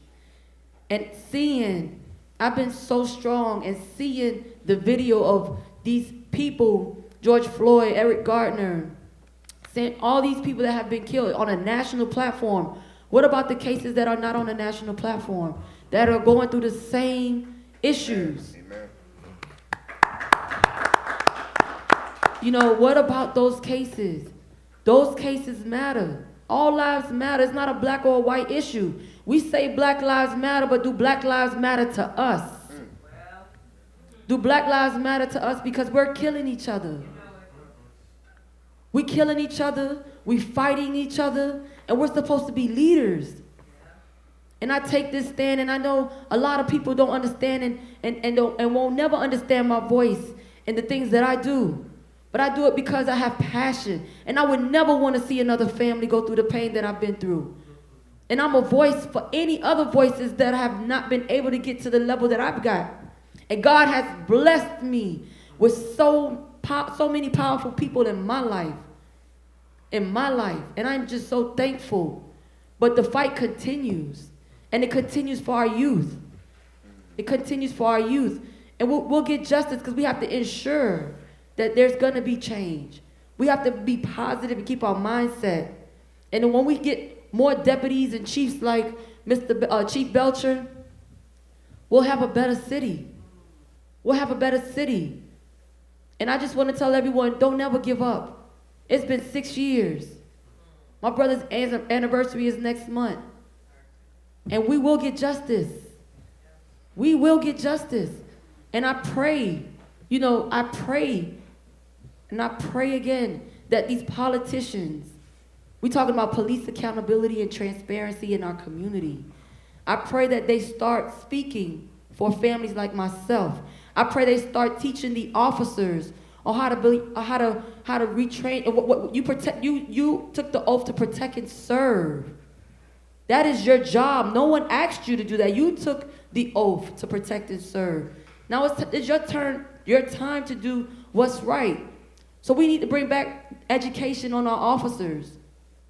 Because again, you have the officer that executed my brother and the rapper T-Pain's cousin and so many other victims that stand with me because we stand together. I reached out, even the ones that are in prison. I wrote every inmate that's in prison behind this officer to let them know I stand with you. And I spoke to all of them because I am going to fight for them. I am going to fight for those people and any other families that are going through this process. But I asked, like Senator Pizzo stated, state law legislations, coming on the lives that we live, the things that we do is what, and I don't know politics, but what I do know is that we can't change the color of our skin, but we could change the positions that these people are in. Say that again. I don't know if you all heard me. Say that again. I said we cannot change the color of our skin, but we definitely, us as people, can change the positions that these people are in. And I am so thankful to be in the presence of, Ms. Dottie Joseph, State Representative Dottie Joseph, Senator Pizzo, Chamberlain, all Terrence Jones, Deputy Pastor, for him to say that he stood, that brought tears in my eyes, that he laid on the bridge to see what 8-9 minutes feel like to just, to support the families, because support goes a long way. To support the families of victims of police brutality. Support goes a long way. Phone call, standing with a family. I stand alone in this fight for 5 years. Alone in this fight. Fighting against a powerful woman, Catherine Rundle. And no one has even contacted my family to help us. So when you have a pastor that is involved in the community, that shows a lot. And we need more pastors. We need more chiefs. We need more representatives like our panelists today in our community to make the change. And I'm sorry to take up the time, but it's just so heartbreaking, and I teared to see the video because we relive the moment. When George Floyd called for his mama, he called for everybody's mama. When he called for his mama, he called for everybody's mama. And I still, as of today, could not watch those minutes of him losing his life. Because I could only imagine if I was with my brother that day, I could have probably saved my brother's life by any means necessary. Any means necessary. So again, I tell everyone, you have to have a heart for this. If you want change, change is in us. Change starts in us, in the community, in the people. Because we, again, are the people that are in power, and we are the ones that can make the change. And I appreciate you all. Thank you. Thank you. Go ahead, Representative. So I'm going to pick up where she, hold on, here it goes, take two. Here it go. I'm going to pick up just where she dropped off. We can't change the color of our skin, but we could change the positions these people are in. Can I just talk to the church for a minute? Can I just talk to y'all? Can we talk? Can we have an honest conversation? Inside the house. So when we think about Jesus' time here on earth, and when he got mad and when he didn't, and when he condemned and when he forgave, There's a difference. If you're looking just at the 10 Commandments, for example, there are a lot of sins. Why is it politically we get hung up on some sins and not others?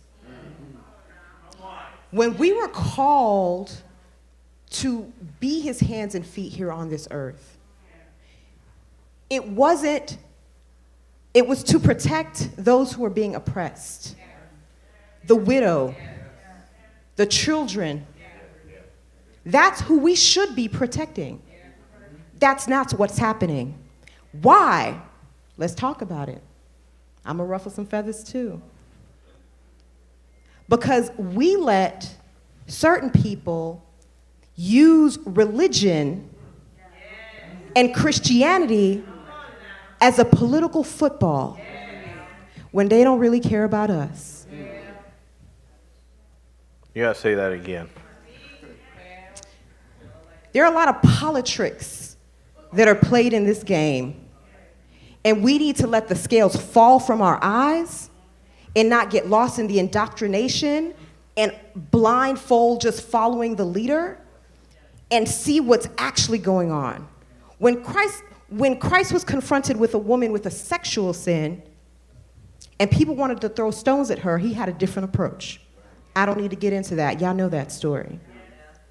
When he was confronted with people in his house, his father's house, doing stuff that they were not supposed to do,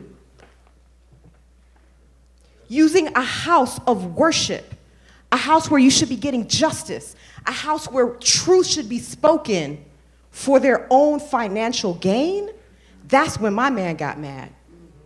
And that's when we need to get mad. We need to have a real reckoning in the church about what that means and how all sins are not the same. How do you choose of all the list of things that are happening in this earth?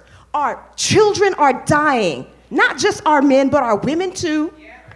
People, and this is not a partisan thing. It's not.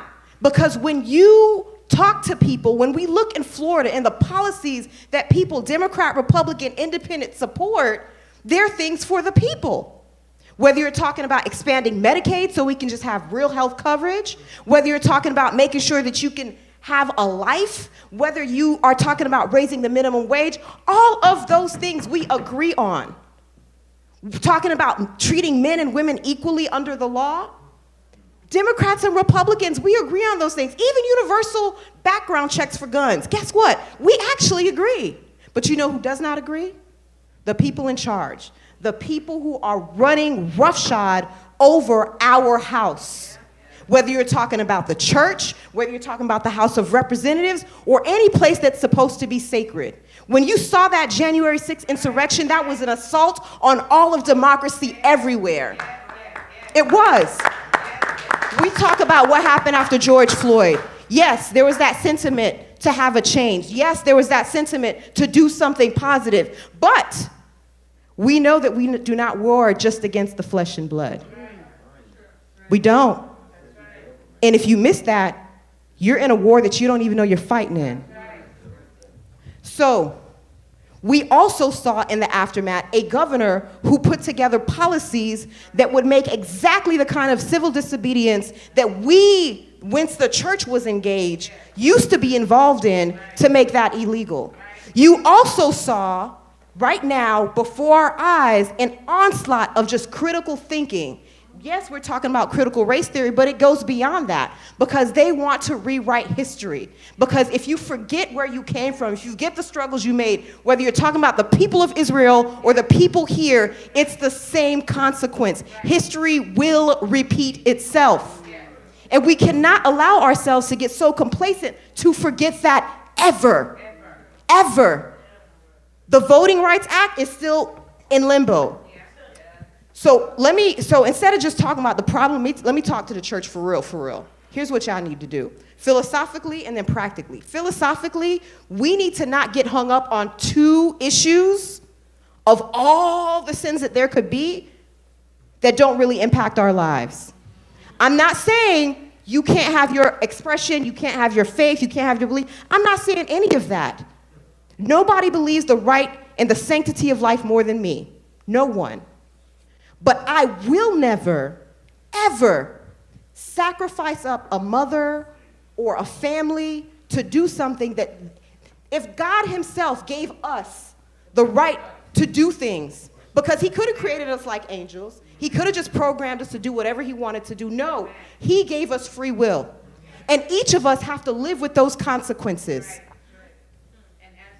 And answer for them. From King David and his interactions with Uriah and his wife, and the consequences on that child. Who are we to think that we're better than him? Who are we? We're not. And if anybody tries to tell you different, it's a lie out of the pit of hell, used to manipulate and control you, and nothing more and nothing less, because they don't care about you. Because if they did care about you, if they did actually care about that child, they would care about all these babies dying right now, the living, breathing people in the outside of the womb. They would care. If they actually cared about that unborn baby, they would provide resources for that family to be able to address the needs of that child and that family. Oh, you just have it and we just gonna turn our backs on you.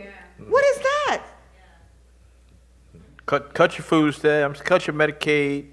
All of that. No health insurance, no money, no jobs, none of that, but So all that don't have an abortion. philosophical stuff, we need to get past that and talk to what's really happening. Pastor, you talk to people all kinds of times. And sometimes it's about something philosophical, but at the end of the day, when that woman comes to you, let's say there's a domestic violence situation, do you force her to stay and get her butt beat? No. Not if you're following the spirit of the law. And we need to get to the point where we're actually after the spirit of that law. So, politically, I done told y'all about these politics. If you hear me, those who have ears to hear will hear. As far as the practical steps, I need to just connect the dots for people. Name any issues you care about, whether it's police brutality to making sure you have affordable health care, affordable housing. Name any of those issues, Democrat, Republican. Right now, I will tell you, and the senator and my colleague in the House of Representatives will attest, that we are the only ones fighting for it. And to the extent that certain Republicans might want to, they are shut down by a system that keeps them in lockstep control in a way that I have not seen anyway. Y'all understand what I'm saying? The point is, right now, the opposite reaction of that movement that we saw, that positive energy out of George Floyd, the forces of darkness have an opposite reaction. And that is to quell your desire to get engaged in politics at any level, from protests to writing people because they don't care. And the only thing that will change that is if we fully engage and get them out of office. There's no policy. We can sit up here and talk about all kinds of things that would change till we're blue in the face. But until we have the numbers in those seats and those people making those decisions to make a difference, it does not matter. It doesn't matter. And I know we want to stay out here and just say, well, you know, here's the thing. If you are called to do something, prayer is part of it. You look at the Proverbs 30, she didn't just sit around and pray. Praying is part of it. Faith without works is, so what are your works? So you need to get engaged at every level. If we're talking about this particular discussion that happens you heard her talk about what the representative told her about getting involved in the city, local government level, that's part of it. You heard about conversations with the state attorney's office, that's part of it. We have an atrocious attorney general. I'm not even gonna get into that. That's a whole, hardcore for me to say that. This woman, you have right now prosecutors and defense attorneys for people who are on death row who have agreed to do DNA tests. And this lady's like, yeah, I know DNA tests for you. What the actual heck? And we voted her in. So my point is, at every level, we need to engage, and not just at people stay focused on the president. Even right now, the president's doing some things, but he's limited by what's going on in the Senate. right? Y'all need to understand how this game works. So at every level, we need to get engaged. And they've already, you heard about SB 90, done things to make it harder for us to vote. Listen, we're not new to this game. We're true to this game. So we don't care what obstacles they throw in our way. We need to stay engaged and stay early. Right now, by the numbers, Democrats are at the worst registration levels that they've been in decades. That does not bode well for us.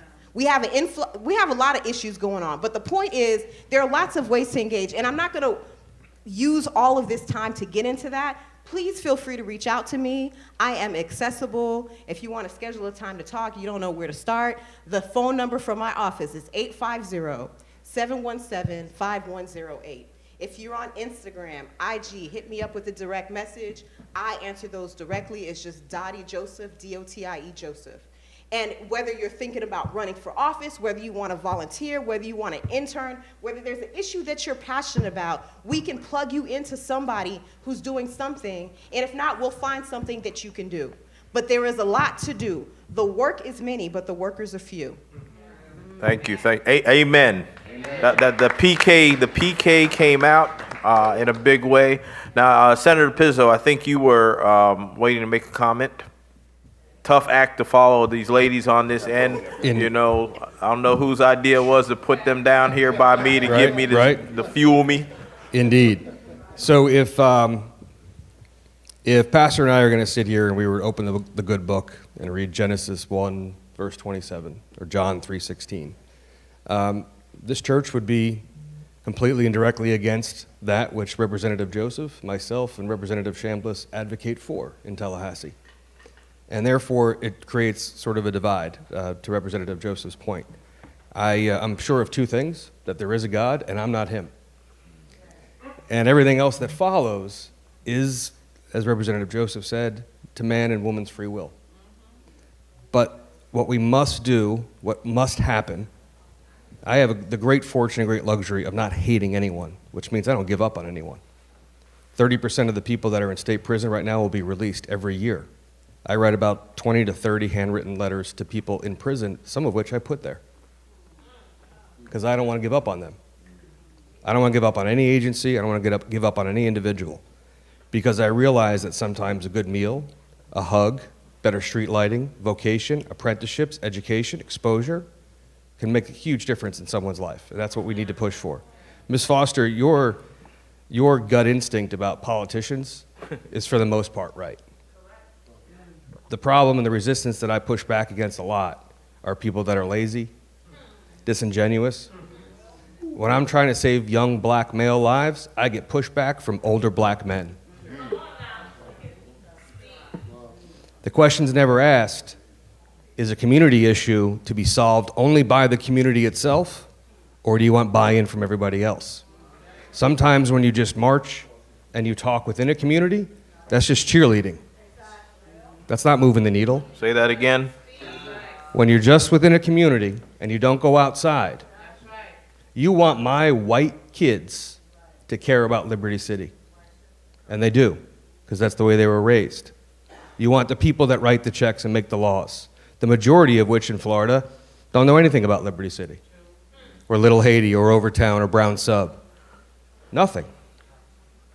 But we need them on board, otherwise it's cheerleading. My mom told me, when you go to run for office, don't you dare go to a black church and talk about criminal justice reform. Go to the white church and talk about criminal justice reform. Talk about opportunity, talk about equity, talk about those things. Your suspicions are absolutely right. I was completely frustrated when I was in that office that we were only seeing 9%. I heard the other day that and I was telling Deputy Chief, that the arrest rate right now for Miami-Dade County Police in the Southern District areas is 7% on shootings, 15% in the North Side. For every 100 black boys and girls that get shot or killed,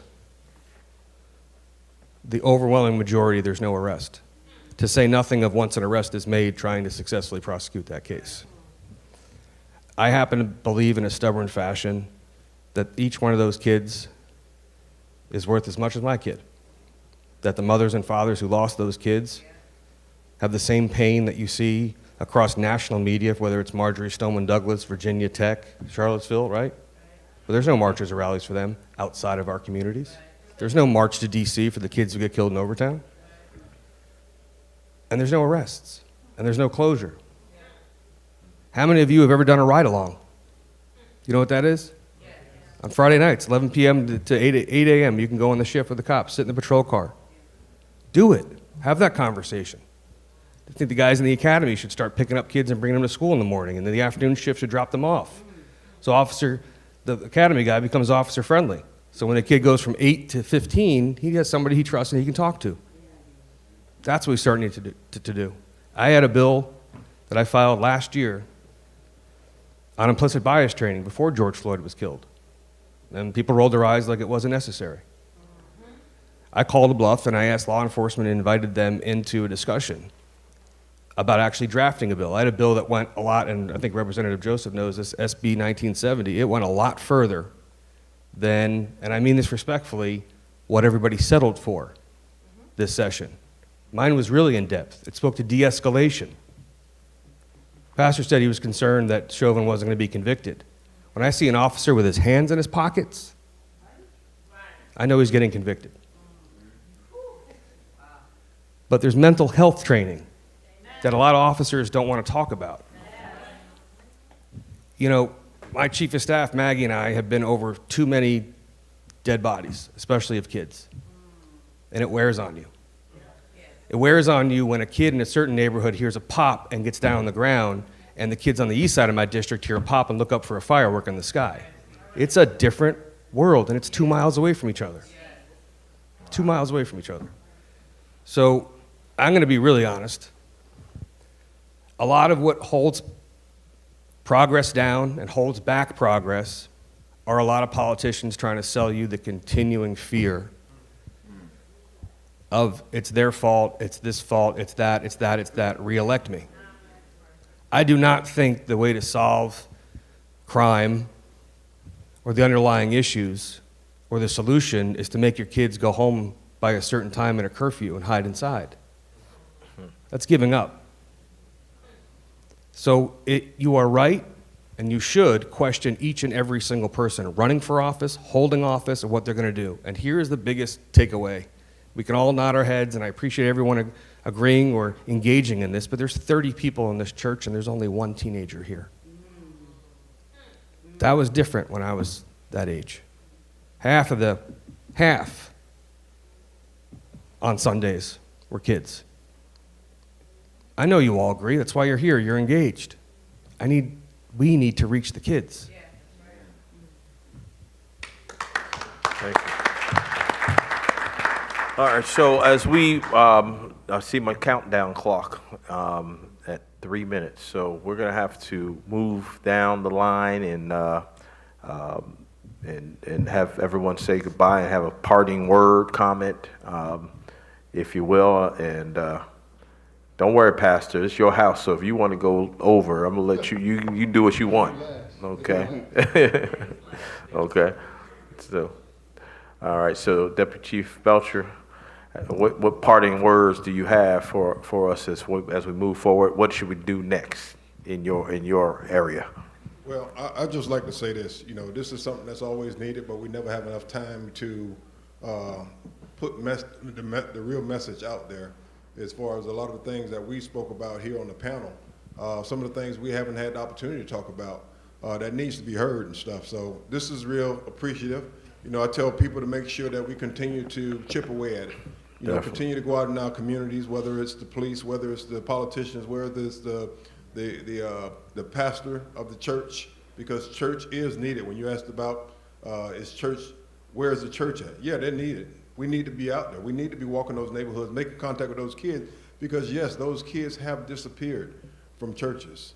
They have disappeared from looking at the Bible, listening to music, good gospel music, to help them build their repertoire as far as moving forward positively in life and stuff, and to have something good on their heart and on their mind and stuff. I always tell people I've been going to church since I was a very young boy, and if I didn't get a ride, if my parents didn't take me, I would find a way to get there, whether I had to jump on a church bus or not. But the thing is that we have to keep pushing that forward. We have to keep pushing the people that we work around, work with, and the people that we live around and live with. We have to keep pushing them, whether we're in uniform or not.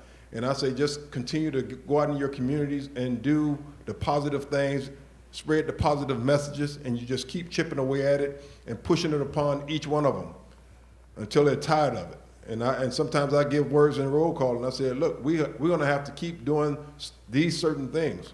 And you'll have somebody that say, oh man, you browbeating us. I said, well, I'm going to keep going because I know it's 4 or 5 of you all in here have not received the message yet, nor do you understand it. And those are the ones that we need to make sure we pay attention to when we're out on the streets. These video cameras have exposed so much, and we see it every day now as something comes across the news. We get a new video of something that took place that was wrong, whether it was on the officer's part or the individual part that the officer was dealing with. And one thing I tell people, and I tell the officers, you make sure you play those cameras, you turn them on when you go to an incident, because we get so many complaints back on the officers about some of the bad things, or the officers was abusive, or he talked badly to me. When I go back and look at those videos, you would be amazed of how big of a lie that probably was on the officer, and just the actions that some of the people or the individuals are doing on camera, and then they come in and make a complaint on the officer.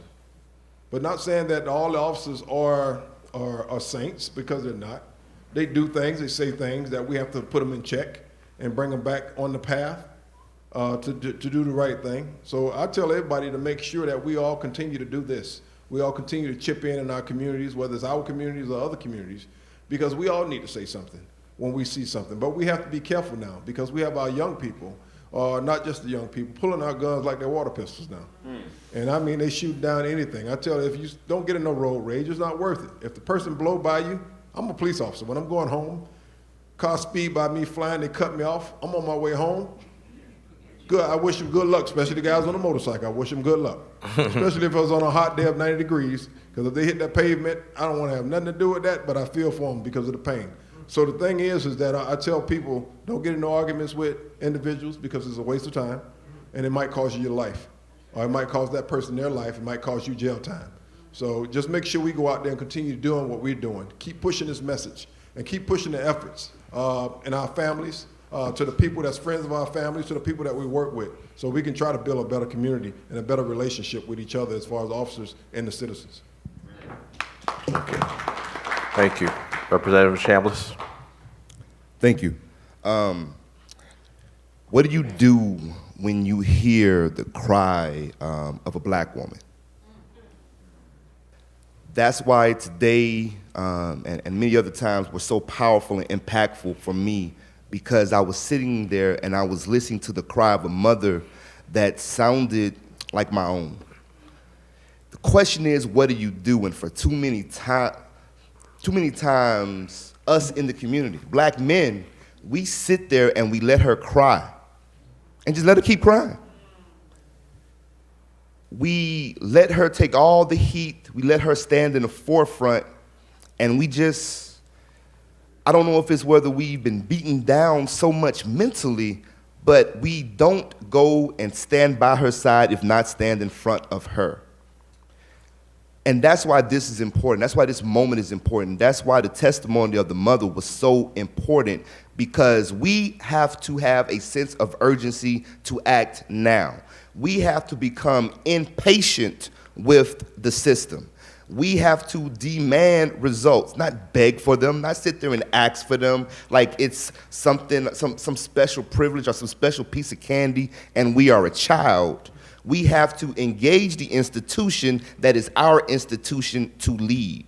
Fearlessly, unapologetically, that's what we have to do. We know what the answer is. I mean, nobody can sit here and say we don't know what we need to do. The question is, do we have the will to do it? The question that you ask your leader is, politician, do you have the political will to do it? Because if you have the pen, you can write it the way that it needs to be written. Unfortunately, we have leaders in this community that don't have the political will to do what is necessary. They hear the cry of a black woman and they turn the other way. That has to end in our community. We're the only people in our community. Love you, Jason. We're the only people in our community that can hold ourselves accountable. It has to be us. I would go so far as to say there was a time where from the pulpit they held us accountable because they spoke truth to power to us first. We have to be fearless. We have to be impatient with the results. And again, remember, this is our institution. This is not some institution that someone else has. We're in the United States of America. It's our government. We run it. So we need to get off the sideline and get off of the back pew, if you will, and we need to lead by example. Thank you.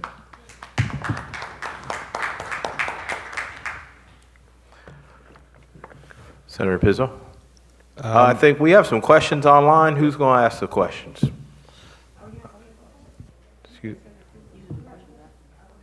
Are we going to do? Wait, hold on. I'm sorry. 1 second. I want to make sure. No, he's coming, but I want to make sure there might be a question for him. So we're going to get that ready. Go ahead, Senator Pizzo.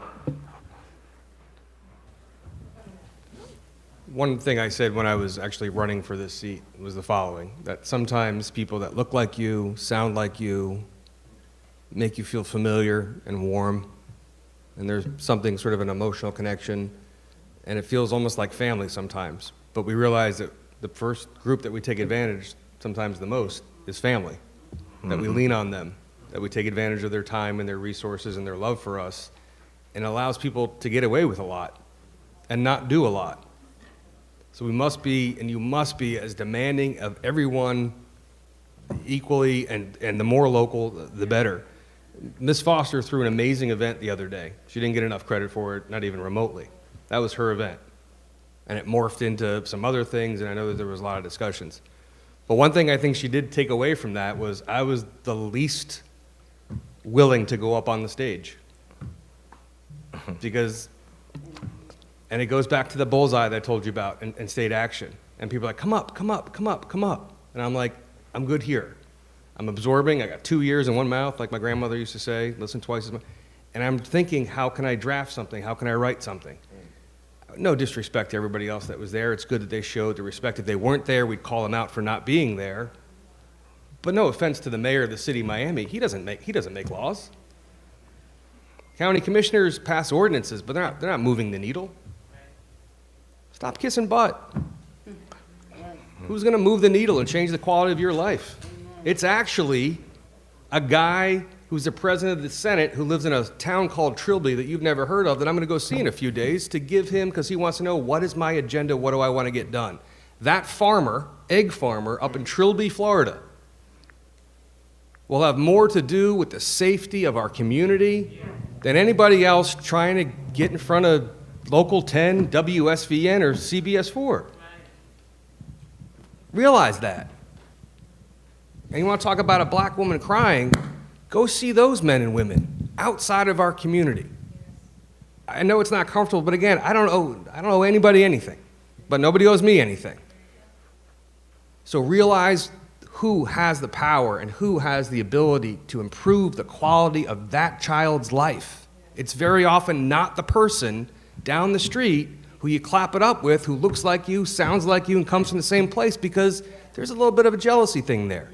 That there's only a fixed amount of space, enough food to go around just for the few. You're a threat.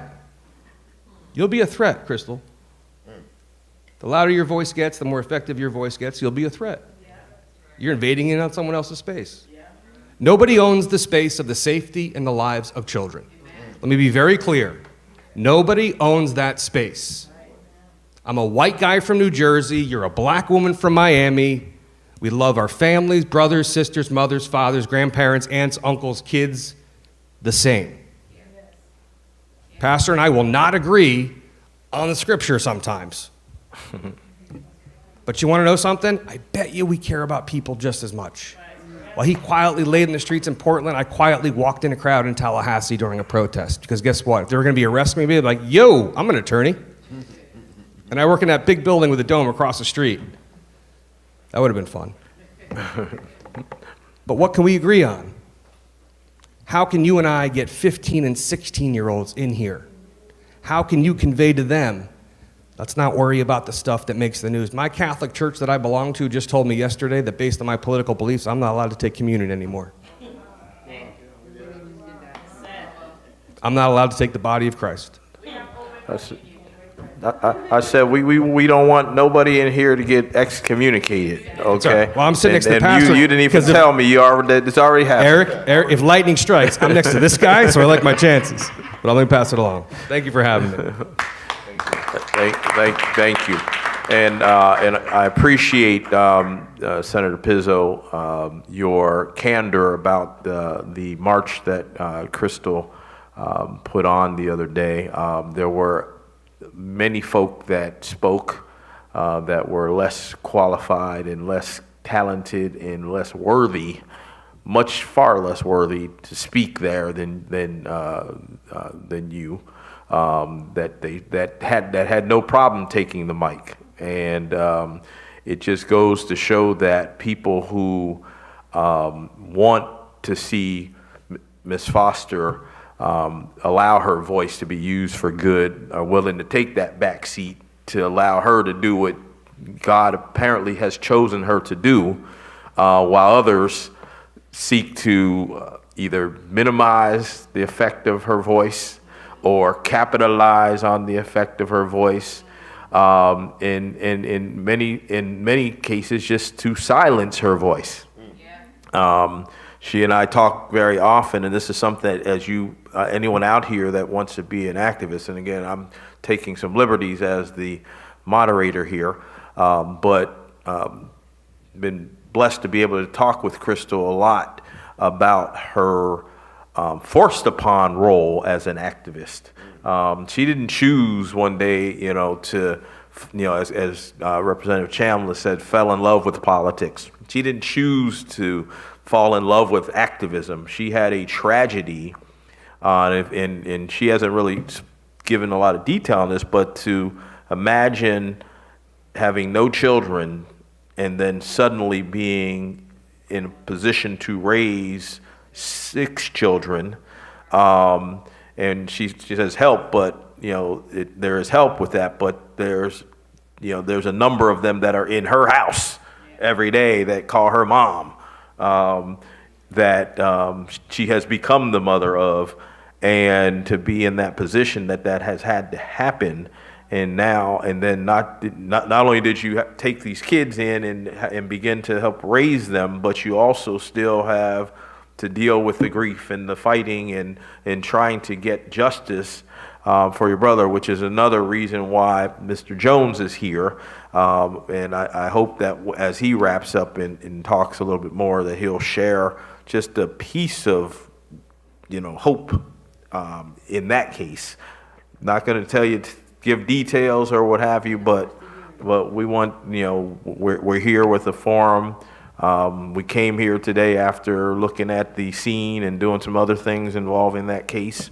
I'm just a driver, showing him around the town and where these places are. But this is a powerful moment. And like I said, I appreciate you for bringing that up, Senator Pizzo. Because, like I said, I know I said, hey, you need to go up there and speak. And you're not going to speak? And you're like, nope, I'm good.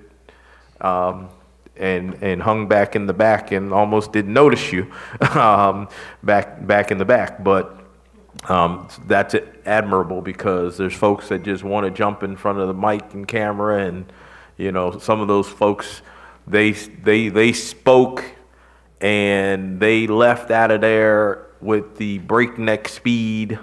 It was, they gave their speech and they were gone so fast, you just knew, why did you even bother to come?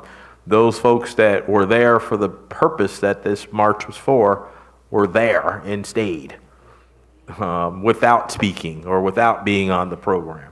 And that's a big difference. With that said, I'm going to get off of that soapbox, and but I had to share that.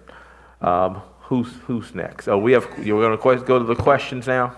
Yes, please. Okay. We have a couple of questions that came from the websites, our Instagram, Facebook, And some of our, one of the main questions that came across is, how can we avoid a post-crisis complacency? I know we've had many subjects that we've presented, and some of the questions were asked about mental health, the fact that we treat it as a crime, and what is recommended when we call for help for someone with mental health problems.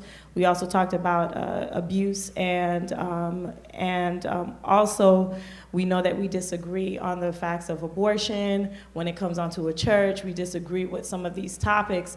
But in all of our disagreements and agreements, what is it that we do, or how can we avoid a post-crisis complacency? This discussion started from last year, Juneteenth, for our town hall discussion. What do we need to be doing now? How can, how can we re-engage ourselves at this point when the dust has kind of passed? So how do we avoid this? And if anybody can address those topics from our viewers on the mental health, the abuse in our community, please do so. I'll take a stab at it. All right. So there's a lot more that unites us than what divides us. So let's start there. And the things that you care about, identify any of those things. And as far as complacency, the easy antidote to complacency is action. You start with what you want to achieve, or a couple of steps. And sometimes you don't know where to start. So let's assume you don't know where to start. A really basic thing is to register to vote. Real basic. You don't even have to make any decisions at that point. Just register to vote. Make sure you're registered. That's step number one. Step number two, I like to work backwards. So what is it that you're passionate about? What is it that that's giving you a fire in your belly, right? If you want to see what's going on with her organization and how you can participate, guess what? Reach out. Hey, I like what you're talking. I want to stand with you. What can I do? If you're not sure, reach out to my office. What can I do? Whatever that issue is, assuming there's an issue that drives you, right? What are some things you can do to come up with solutions to that thing? And work backwards. So other than the civic engagement, so the civic engagement, we talk about registering to vote, but do you know a public servant? I don't like to use the word politician, but I guess it's almost the same thing, but they're not. Do you know a public servant that espouses what you believe in? Find out how you can support them to get either reelected or elected if they're going up for the first time. When you have somebody who understands your issues at the table, there's a lot less explaining you need to do. And they're automatically fighting for your issues instead of you begging them to do it. That's the only reason I'm sitting here today, is because I got tired of begging people to do the right thing. Amen. Right? So how do you support the people who are getting you closer to what you need? I realized really quickly in Tallahassee, when I followed all these amazing bills, equal pay for equal work for women. Who can be against that? The Republicans in charge right now are. And that's crazy to me. Right. Expanding Medicaid, we leave billions of dollars on the table. And I realized real fast and in a hurry that in order to get these important things that will have a tangible impact on people's lives really right now, the bill that the senator referred to, we had so many other bills that were filed to address criminal justice reform that were not heard, would not be considered. So then you engage in the game of politics to try to figure out, well, what can we get across the finish line? Rather than walk away with nothing, right? But we could get so much more if we had people who understood our issues there. Like, I hate to make it about that, but it's the truth. And they want you to not get engaged. There's a reason why the Russian trolls are trying to convince you that your vote doesn't matter. There's a reason for that. There's a reason why they're trying to dissuade you from exercising your right to vote. Because it does matter. Everything that you care about, think about anything. And I guarantee you there's at least one law that directly impacts that. At least one. So if you have the right people at the table, not just the ones who show up because they want to say something, but the ones who are there to do the work and follow through and execute to help you meet that need, it makes a difference. So that's a really basic level thing of what you can do. You don't have to agree on everything. There's hardly anybody that you can agree on everything with, and that's okay. But I will tell you this, hypocrisy is seen, it's felt, and it repels. So if you are not the salt of the earth that you are called to be, if you are not that light, darkness will come in. And the kids will not want to be around that hypocrisy. Because they hear you talking about pulling their pants up, but you don't care about these people dying. Oh, we're not going to get engaged in that. Okay, I'm going to exit stage left. And you're going to keep losing them that way if you don't get engaged. Amen. If I could jump on the mental health piece that was mentioned. Yes. Because it's really important that we don't get comfortable. And too many times in our community, like, our kids have grown up with similar amounts of shootings that some third world countries go through, right? And so it's absolutely PTSD. We need to call it what it is because our kids think it's normal.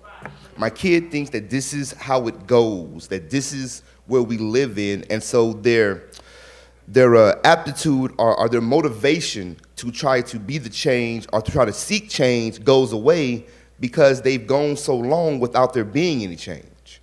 And so we need to make sure that we're identifying it for what it is, that we're seeking help.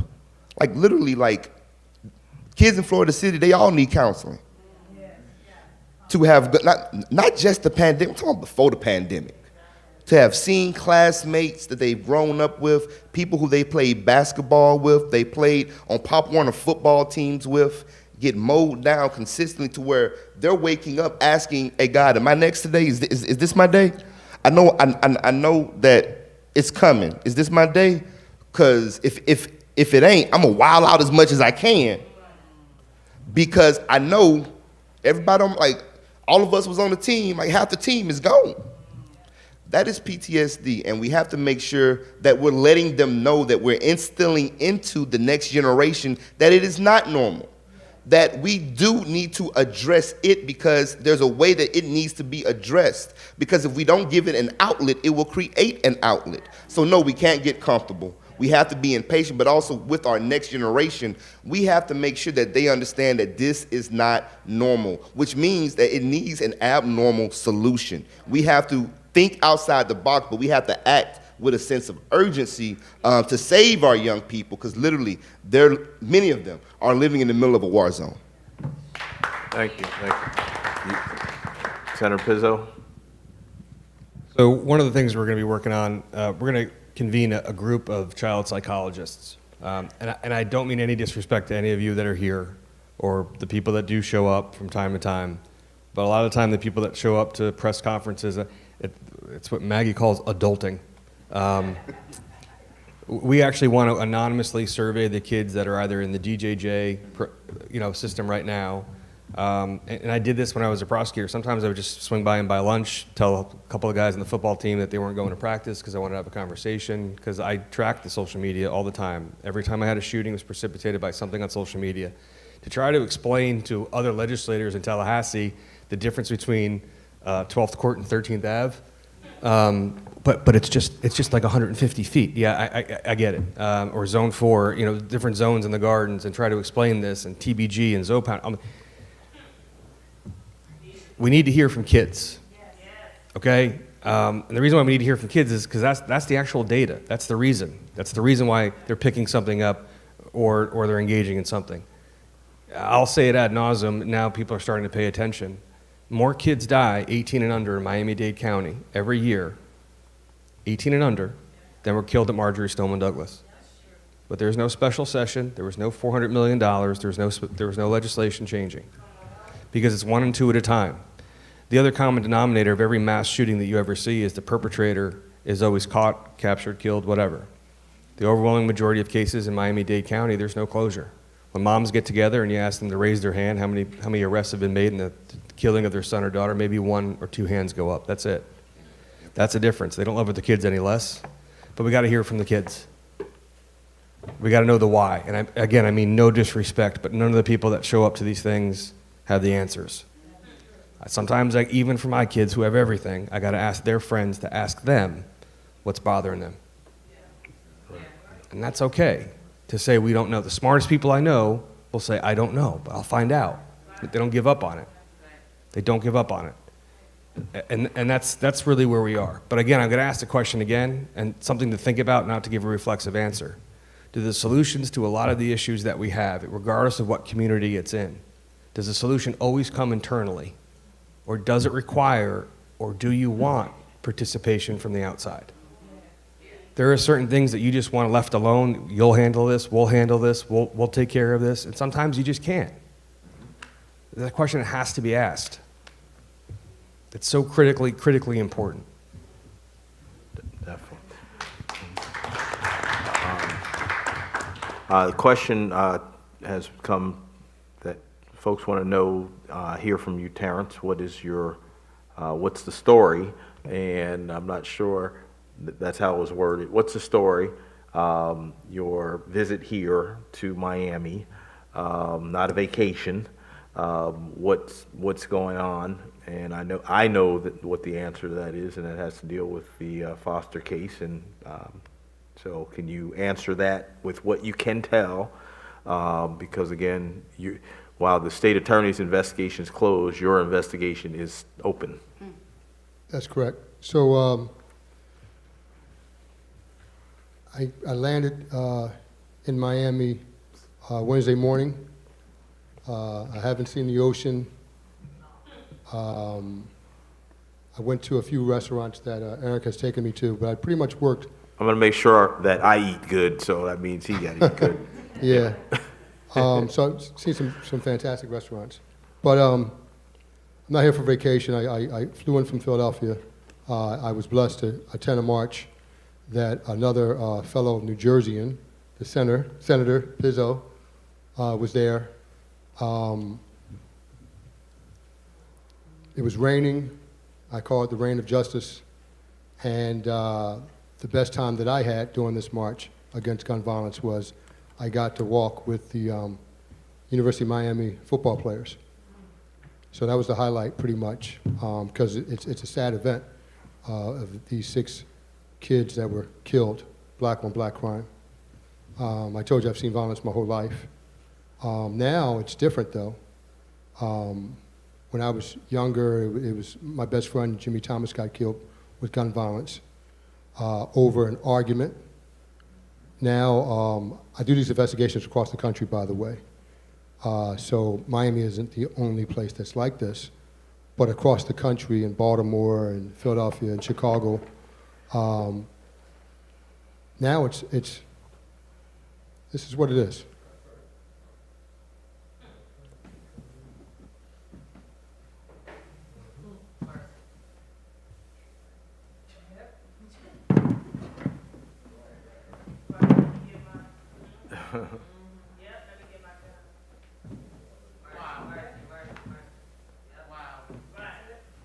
It's not a word said. Social media, text messages, Instagram, Twitter, TikTok. They're killing kids across the country, many black and brown on black and brown, over this. Greatest invention in the world and the worst invention. At my home, with my 3 kids, when we eat dinner, you put that away. I've watched kids. I trained my daughter in track and field, and they would do this, and and they're sitting right next to each other. So all the kids that I trained, and the over 50 kids, when I trained my daughter by herself, I would go into the hood and take inner city kids, and I've gotten over 50 kids Division I scholarships for football on a volunteer basis, just because I was training my daughter and I didn't want her to train alone. And of course, you know, she liked boys, so so it was a blessing. And a bunch of those kids are playing in the NFL now. So I say that to say that I came here to do an investigation. I was asked by the president of the National Black Police Association, that he had talked to a guy by the name of Eric Pettis. And Eric had asked, to find someone that can do an independent investigation, and that's been very, very effective. And that national president recommended me, retired, former police officer, highly decorated. I made more arrests than, a small group of us made more arrests than 99% of the officers out of the 7,000 member force in Philadelphia. Not saying that to brag or boast, because I'm humbly doing God's work.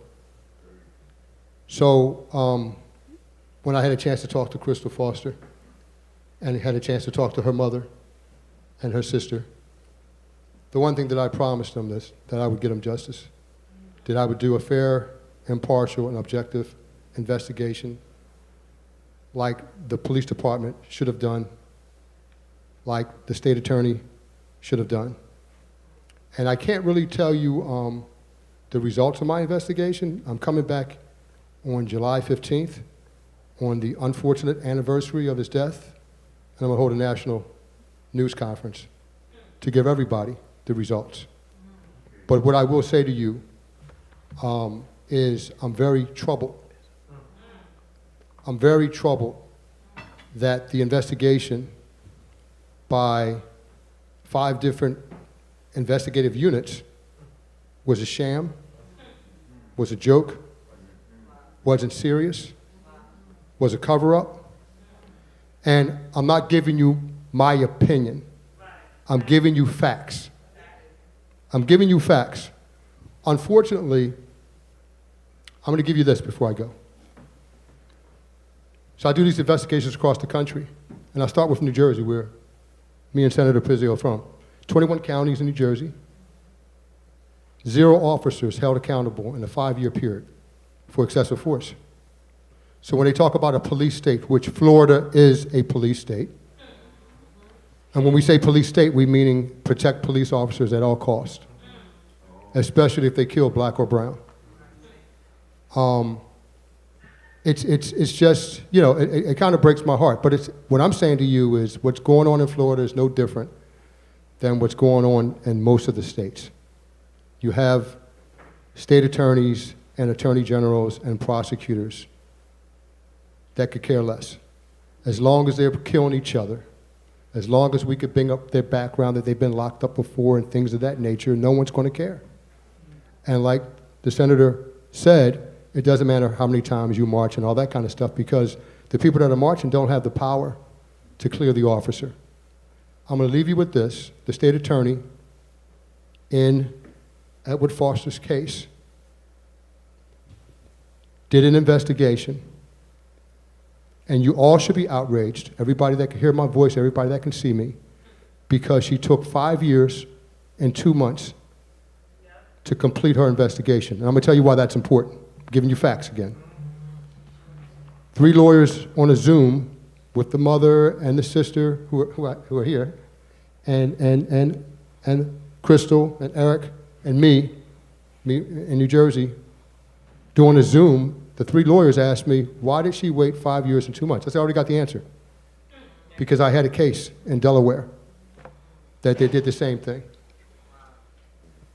A guy named Jeremy McDowell, paralyzed, quadriplegic, in a wheelchair, shot and killed by police. He did not have a gun. Edward Foster did not have a gun. And the reason why she waited 5 years and 2 months, other than first-degree murder, the statute of limitations for every other crime is 5 years.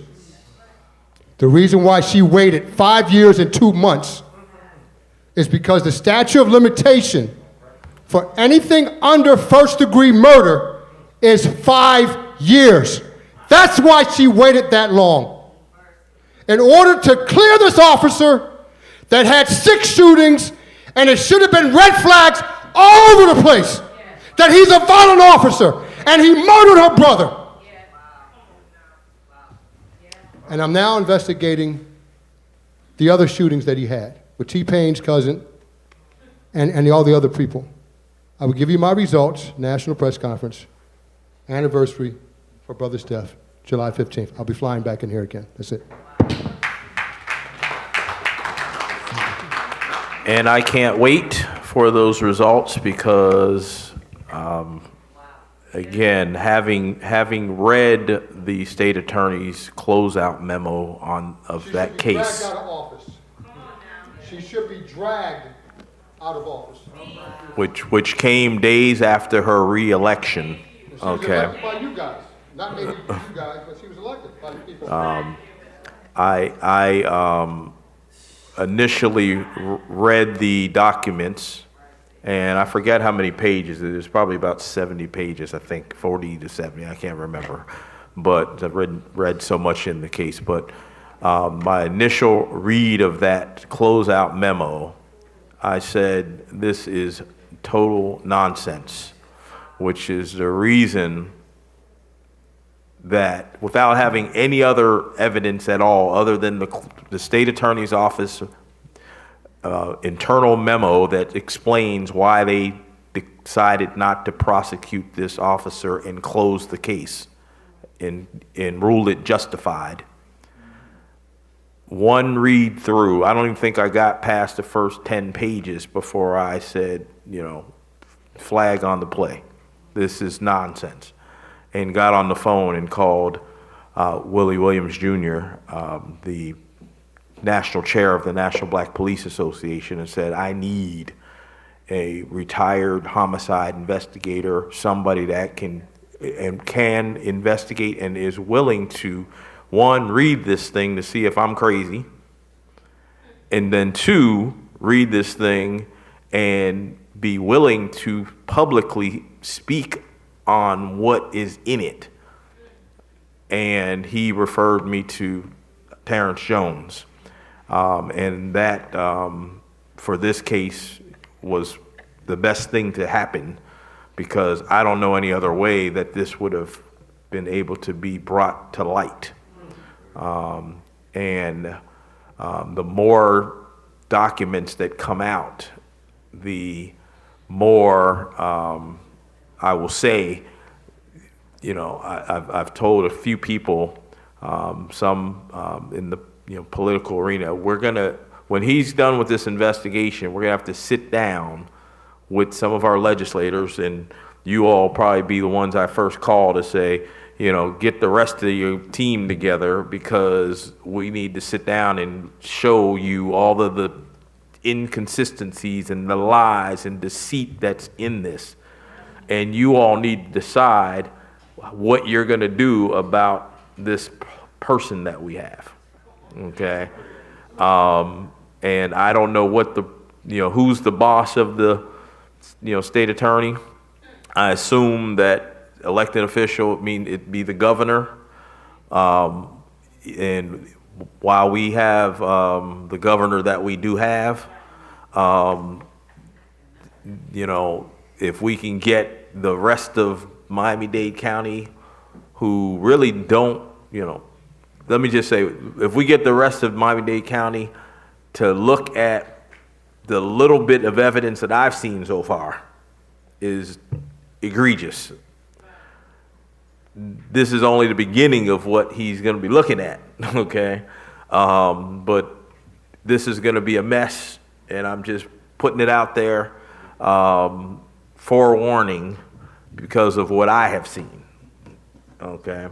And as I've said today, one thing for certain, there's two types of justice. There's justice from the law, and then there's justice monetarily, okay? This is a case where there needs to be both. And even though the state attorney was complicit in allowing the statute of limitations to run on that officer, the statute of limitation hasn't run on her, okay? Qualified immunity or not, there has to be some recourse there, because we have documentation that was signed off on, that closeout memo signed off on by the state attorney's office, and the state attorney's name is on the bottom of it, okay? Along with 6 other people. Okay. From her office. And so there's not going to be a way to deny this information being exposed. And as I told somebody today, I'm not a member of the family, I'm just me. Which means that no matter what settlement offer or what may happen, trial, what have you, that says you can't disclose, et cetera, I can say whatever I want to say. Okay, and there's not an amount of money that the state attorney that we have could ever pay me to make me not tell what I see. Okay, so I'm muzzled for the next few weeks, out of respect for the investigator here, and I'm volunteering my time, so I'll be talking, like I said, at this national press conference. Yeah, so that's what I want to share. Yes, Senator. I just want to go back to one thing. When Mr. Jones stood up, nobody disagreed with the fact that it was, it's insignificant beefing back and forth on social media and the reaction. But you're going to remember 2.5 years ago, I'm on the Chief Jimmy Brown show at 9 o'clock on a Sunday from Tallahassee, and you're giving me a real hard time, Eric. Yes, I was. About a bill that I filed Yes, sir. that said that police, when they see a minor in possession of a firearm in a place where it's unlawful for them to do so, which is not hunting or target shooting, that I think that police should be able to have contact with that kid before they shoot and kill someone or they get shot. And I had an entire portion of the community come down hard on me, really hard. The Miami Times feature article, an op-ed, was, "My thinking is really, really dangerous." And how many dozens of kids have been killed or shot, and moms and dads have lost their kids because I got a lot of crap for this white former prosecutor wanting to do something as simple as allowing the community and the police to have contact with a teenager who has a firearm shown on social media before they shoot somebody or get killed. But today, nobody disagrees with that. But here's my point. I don't have pride of authorship. I don't care what my hero looks like. When my kid's got to have a surgery or an operation, I don't care where the surgeon's from, as long as they're the best at it, right? I don't care what my hero looks like. I don't have pride of authorship. But this is the most dangerous and tragic I told you so ever. And last year, when we successfully got through 2 Senate committees, and Representative at the time, Chevron Jones, now Senator Jones, was about to present the bill, a Miami-Dade state legislator told him that we're going to have a press conference against you, the NAACP, and everyone's going to come out against you if you go forward with Pizzo's bill. And even my staff member stood up and said, then more kids are going to die because you won't present this bill. That's the hypocrisy that we need to push back against. It's just the irony of hearing it. Well, I am compelled to respond to the segment on the Chief Jimmy Brown show. In that bill, my contention and issue with that bill is, as a avid shooter, gun collector, who has trained many young men and women how to shoot safely, responsibly, to handle a firearm, who have several of those young people who are now adults that are concealed weapons carriers and avid shooters and hunters and etc. My concern is, and was at that time, that a law that criminalizes parents for children doing children things would be criminalizing the parents, was not the way to do it, And in fact, my opinion. So the existing law for the past 27 years under Florida Statute 790, actually, when a minor is in possession of a firearm, charges the parent with a third-degree felony. My bill specifically removed the criminal charge against the parents, specifically removed it, and said the court may order family counseling. Specifically removed it. The other issue I had, Sure. and again, if that's what it changed to at that point or what was presented, great. My concern was that that was an issue. My other concern was was that when these kids are posting pictures, if I took a child to the shooting range, we have often taken pictures, we've done video, And I have adamantly told those children, do not post this because other people won't understand what you're learning here, okay? And they don't need to know that you know how to handle a firearm, etc. But in the chance that one of those kids decided that they wanted to do something and post it, I didn't want that child to have their life upended because they posted a picture. Should they be investigated if they posted it? Perhaps. Should they be talked to? Perhaps. But criminalized? No. We have a county that has a very high proportion of juveniles direct filed as adults as it is. That coming off of the ACLU study that was done that shows the disproportion of blacks and black Hispanics in Miami-Dade County that are arrested, charged at a higher level, charged with higher level crimes, misdemeanors that are moved to felonies, juveniles tried as adults,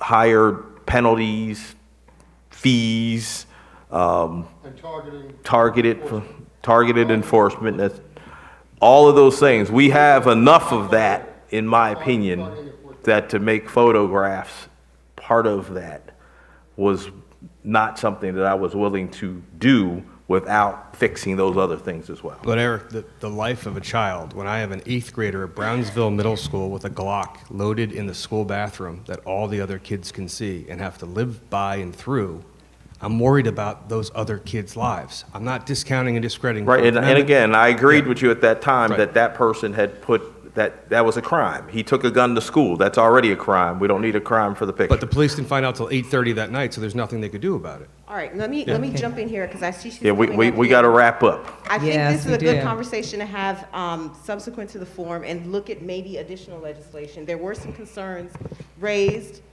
even with the tough love measures relating to constitutionalism, but we don't need to get into all of those details now. We can continue that, Thank you. but I think that that's a good entree for either another Definitely. show to do And I that. would like to definitely say that this has been an excellent panel discussion. We want to thank all our panelists for being here this afternoon. But this kind of preempts us into some other critical conversation. As a matter of fact, August the 20th, we have it flagged right now for addressing another panel discussion on gun violence. And these are some of the critical issues that we're going to be talking about. So this is just the beginning of more critical dialogue. So we are planning to do another segment on gun violence. The next one that we have scheduled in November is going to be dealing on mental health. And we have another one scheduled in January that's going to be dealing on human trafficking. So please look out for some more information as far as us bringing these critical conversations to you as a community, as a church. And we want to thank each of you today for bringing your level of expertise, for the critical work that you're doing in our community. Our hearts go out to you, Crystal, for the pain that you suffer, and for all the mothers and fathers that have had loss to gun violence. Our hearts go out to all of you. I want to go ahead and do a thank you, but we'll do it right immediately following our pastor, just wrapping up with a Vesper thought right now, so we can just bring this whole program to a close. Thank you so much. Thank you. Well, folks, testing. I want to thank you all for being here. This has been a very interesting discussion.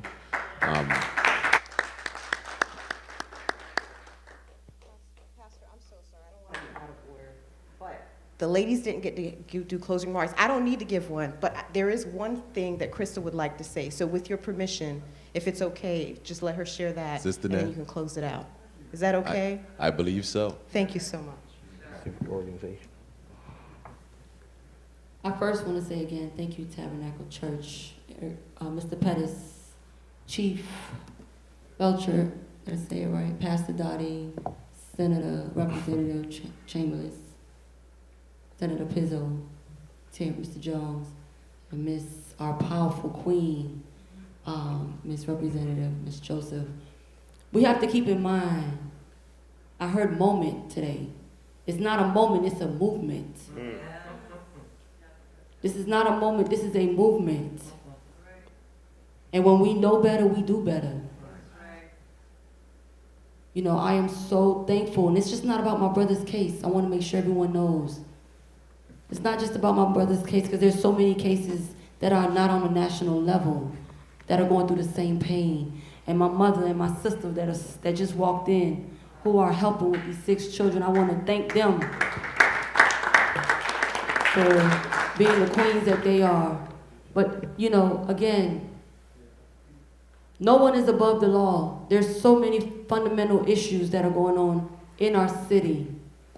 And I am so thankful that Senator Pizzo just mentioned it about the march. And I just wanted to be quick to say, yes, it was hijacked. Because that's the problem. We vote these politicians in that just want to be in front of the cameras and in the highlights. But they don't understand that the people that are up here on this panel that's really making a difference don't get the acknowledgement that is needed and don't get the people to stand with them that is needed. So we definitely have to have more conversations and we have to support each other. Because ending in this, you would never understand the pain until it happens to you. You will never understand the pain until it happens to you. And George Floyd's case opened up the avenue for so many people to see the pain because it happened to everyone. So again, thank you all for allowing us to speak on these discussions that are so critical. And when it comes to gun violence, parents, get more involved in your children's life. Get more involved in your children's life because it starts with us. It starts with us. Thank you, Pastor, for inviting us and allowing us into your house. We appreciate you, and we appreciate you understanding. And I pray we could get more pastors, because I don't see the pastors in our community, but I pray we get more pastors like yourself to stand in this fight, because it's going to be a long fight. But if we do it collectively in solidarity, we can do it together.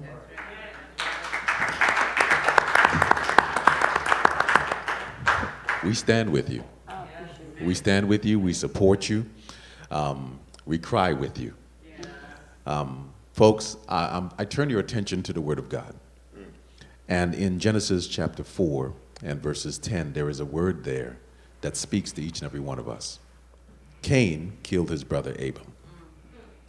And here is what God said. God said, "What have you done? The voice of your brother's innocent blood is crying out to me from the ground," and it adds, "for justice." His brother's blood cries out from the ground. The moments that we watched on television, on social media, whatever medium we chose, we saw that day the cries of our children. I've gone to many prisons in Canada and the United States. One in particular spoke to me in the state of Oregon. They were incarcerated there, children as young as 8 years old. 8 to 24. Now, they didn't steal cookies, mind you. But what resonated with me is the fact that our children as young as 8 years old have to spend, for some of them, the rest of their years behind bars. They're transitioned at the age of 24 into an adult facility where some will spend the rest of their years. If that does not impact us, then I don't know what will. We have seen our children die with knees on their necks. We have watched them gunned down. We have stood by their graves. What more do we need to see to cause us to actually begin to act? This is not a one-moment thing. This is a battle that we will fight till Christ returns. As a church, if we just sit idly by without saying a word, how in the world can we fulfill the mandate that Christ has ordained for our lives? We are called for this purpose and in this time. That's why we're born in this era. When I stood on those lines, when I stood, in fact, having a megaphone screaming out for justice, crying out the names of those who have died. Trayvon Martin, who's right here, and watch the effect of the church sitting idly by, I weep. As I stood on those lines, marching for weeks on end, I realized one thing. I was an old head. You may not understand the colloquial term I just used. In other words, I was an old guy. The ones who stood at those lines marching were all young people. In fact, as I held a megaphone in one of those marches, they came and they said to me, "You don't have to worry. We'll protect you." In fact, they had a device that they learned, I think, from Taiwan. As they would shoot the tear gas, they had a device, and I was wondering what the pylons were all about.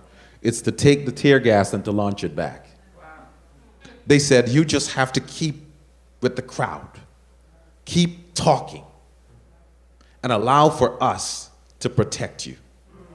They didn't know my name. But it shows the heart of what you said, Senator Pizzo, that it's about young people.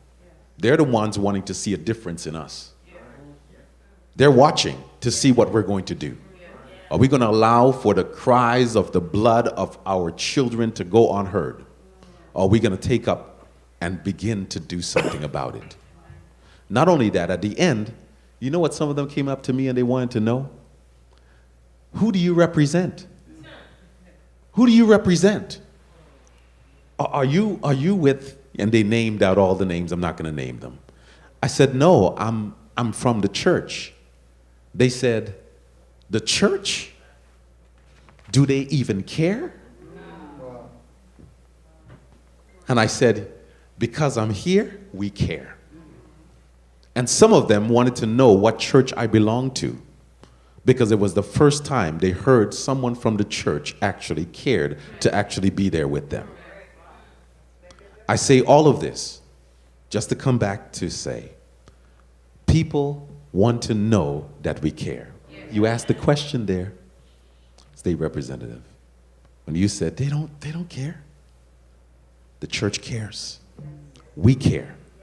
And we need to take a stand and make a difference. I thank each and every one of you for sitting on this panel, for taking your time, these hours that we have spent discussing these issues, because it shows that we care. I urge you, and this may be off the whole side, but Deputy Chief, as you go back, please tell those in the office, when they're hiring individuals, ensure they belong to part of the community. It makes a difference. I will police different. I will treat those different if I know their names. If I'm just down the street from them. It doesn't have to be everyone in the department. But your brother would not have to die if the police knew who he was. Those with mental illness, if they're able to say, "That's Sister so-and-so, that's Miss so-and-so's kid, who always has an issue, who always suffers, who always goes off the rocker at times," they will treat them differently. And I pray for our community. We will be activists. We will continue to stand with those who have lost. We will continue to support mothers that have children that have been killed at the hands of those who didn't care. We will continue to be a voice for the voiceless. And as long as God will give me breath in my body, I vow that I will continue to be a voice for those who cannot speak for themselves. And I pray each and every one of us, and those watching online, those young people online who could not be here because our church is closed, so they could not be here, but you're watching online, I tell you, make a difference. Vote, go out there and continue to study, get that education that you need, and continue to serve your community. Come back and be a politician that's going to make a difference. Be that mayor, be that senator, be that advocate for those who are voiceless. And in the end, we will see a difference. We will make a difference. And our communities will be better because of it. On that note, Sister Ned, let's have a word of prayer to close out this thing. Is that all right? Father in heaven, Lord, we're just so thankful today for all that we have heard, what we have gone through, what we have experienced. Lord, we are thankful for the experiences, even though some of them have been very difficult. We ask, oh God, that as investigations occur, as voices are heard throughout this state and others, that a difference will be said and done throughout this land. And in the end, oh God, we will hear the call of justice, and we will rejoice together and celebrate together because you have ordained it. So we thank you and we love you.